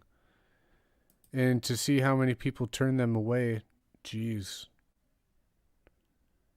Imagine if they were being pursued. Like if they went to 1 or 2 houses and then they got caught again, brought back. I'm glad that that lady let him in. So. Okay. This morning, new details on the horrifying discovery in a quiet neighborhood outside Houston, where police say children were being held captive in their own home by their own mother. As soon as I heard the little voices for help, crying for help, I knew immediately I needed to open that door. Police say 2 16-year-old twins, a brother and sister, managing to escape, seen in this doorbell video camera, pleading for help.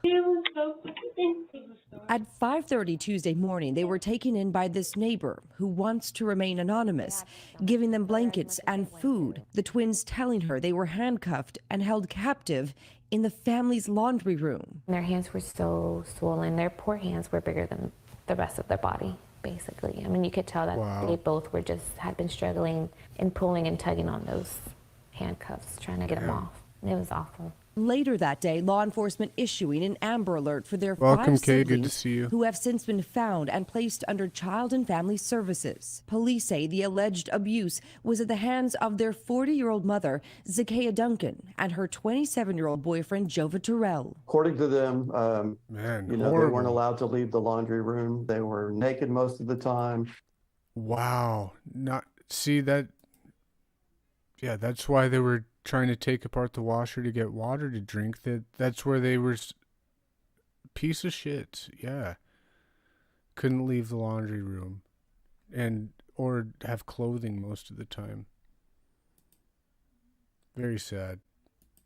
Hit with a curtain rod and also electrical cords. The pair are now facing preliminary charges of assault and continuous violence behind bars in Louisiana, waiting to be extradited back to Houston.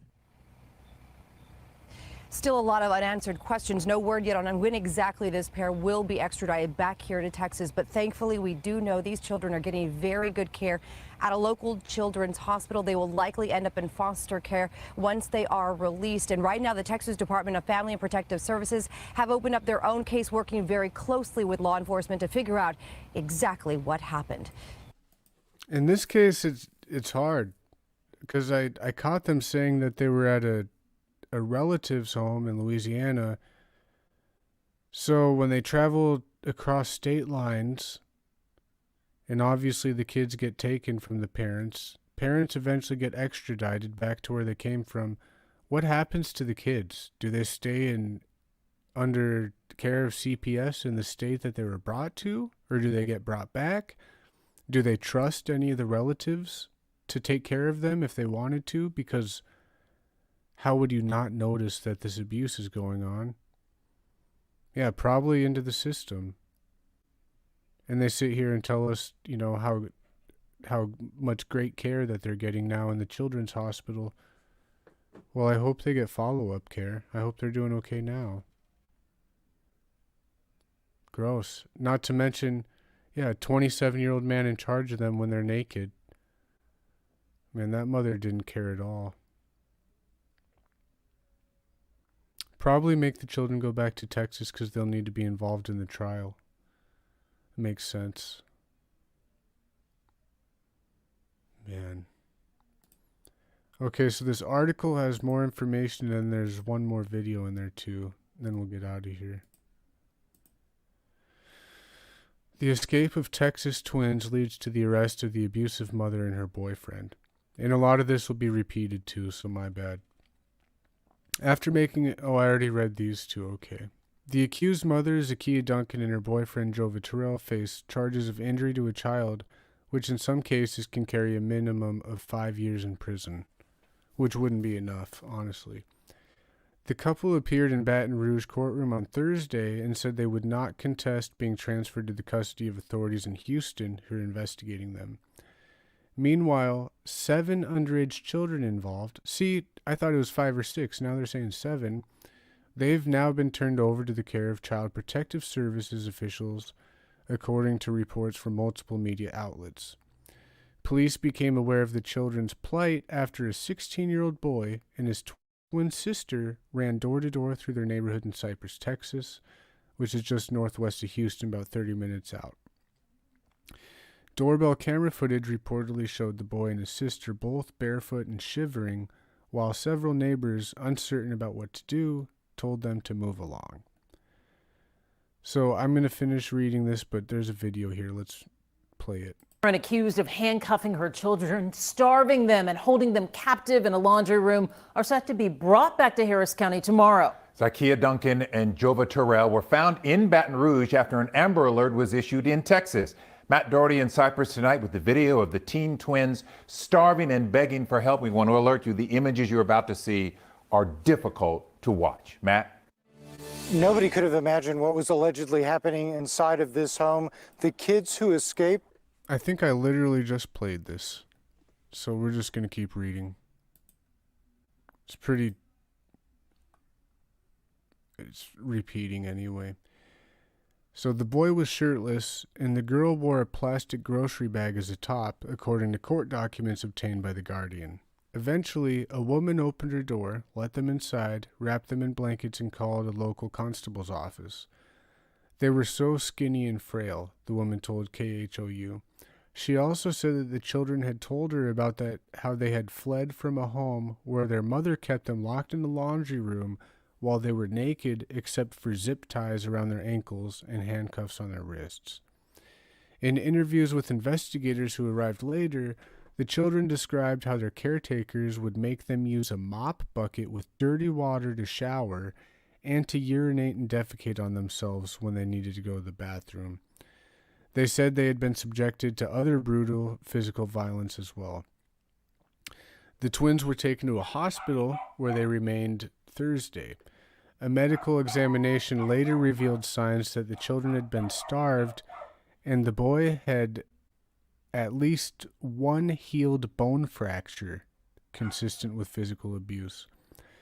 The woman who took the twins in added that the children also recounted how sometimes their only meal in a day would be a sandwich. Jeez. If they made any type of noise, they wouldn't be fed, said the woman, adding that their words provoked from her tears of frustration, anger, and sadness. Yep, just like you're saying, Cognition, equally sad and angry at this. Investigators went to the home from which the twins had run away, but Duncan, 40, and Terrell, 27, were gone, and so were 5 other children between the ages of 7 and 14. Okay, so it looks like those twins got away, and then while they were being cared for, the other 5 children, so that's how it makes 7. So the other 5 got abducted and taken across from Texas to Louisiana. Authorities issued what's known as an Amber Alert, asking for the public to help in finding the minors, broadcasting their information in the media and on electronic roadway signs. Several hours later, Louisiana State Police troopers saw Duncan's car just off the campus of Louisiana State University in Baton Rouge. They approached and arrested the couple. Only an 18-year-old was with them. Troopers later found the rest of the children at the home of a relative where Terrell and Duncan had dropped them off, which I hope they're arrested. They're a piece of shit because those children probably had marks on them, just like the twins. This week was not the first time that Duncan had been accused of abusing a child, really. About a decade ago, 10 years, Baton Rouge police arrested her on suspicion of child cruelty after one of her children showed up injured at an emergency room. Duncan eventually pleaded guilty, agreed to taking a parenting class, and served probation until 2020. Wow. So that's it there. So yeah, it looks like there was prior convictions, not even prior. That's the most you can get. Man. I get you guys. It gets me a little fired up. I can't believe it. Just thinking, man, my daughter would never ever get treated like that. Ever. Parents should be stoned. Yeah. Dig a shallow grave. Get in there and let's just throw rocks at them.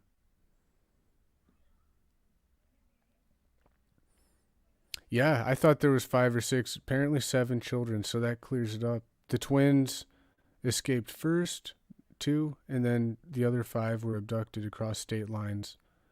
Whoever that relative was should have called the cops immediately. Man. I can almost guarantee she's going to try to play like she didn't even have a choice. She's going to go for the battered women defense. And if that's true, the kids would likely defend her. Oh, man. That would be even a worse situation. I could see it. When asked why, the mother will say, "'Cause I love them." Exactly. Feigning love. Ooh, before I go. So, in all these cases, what do we see? We see denial. You know, they love their children. They're not honest.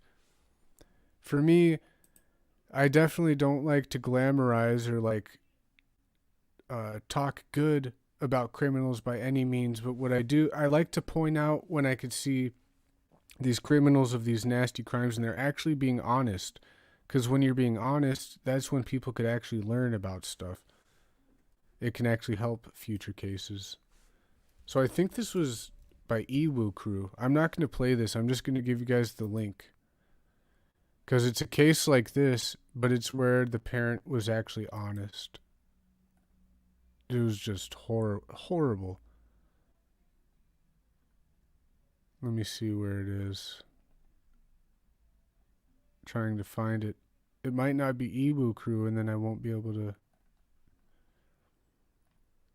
It was this mother who had done this to both her daughter and her son. She like... Here, just give me a second.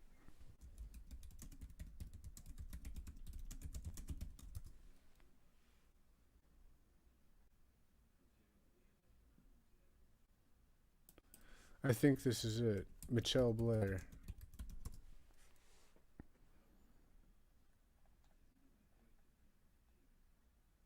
Yep, here it is. There's a JCS inspired one where they break it down and give the psychology, but I'm just going to drop this if any of you guys want to watch this when you have any free time. Yeah, it's Michelle Blair. She did a lot of the stuff that these people did tonight, and she was what appeared to me to be honest in the court in the interrogation, but in the courtroom she went freaking psycho. But thank you so much for being here, guys, hanging out with me. Nice to get away from the normal stuff I've been doing. Especially the mods. Thank you, everybody. So today, it's called Nothing Grows in the Dark Except for Mushrooms. We will want the good that is in us all, even the worst of us, to flower and to grow. With the self-discipline and insight gained from practicing steps, I began to know the gratifications of sobriety, not as mere abstinence from alcohol, but as recovery in every department of my life. I renew hope, regenerate faith, and regain the dignity of self-respect. I discover the word "and" in the phrase, "and when we were wrong," promptly admitted it. Reassured I am no longer always wrong, I learn to accept myself as I am, with a new sense of the miracles of sobriety and serenity. All right, guys. Excellent. I will see you tomorrow. Tomorrow is game night. I'll be working on it and we'll have some fun tomorrow. All right. Get a song here. See you guys later.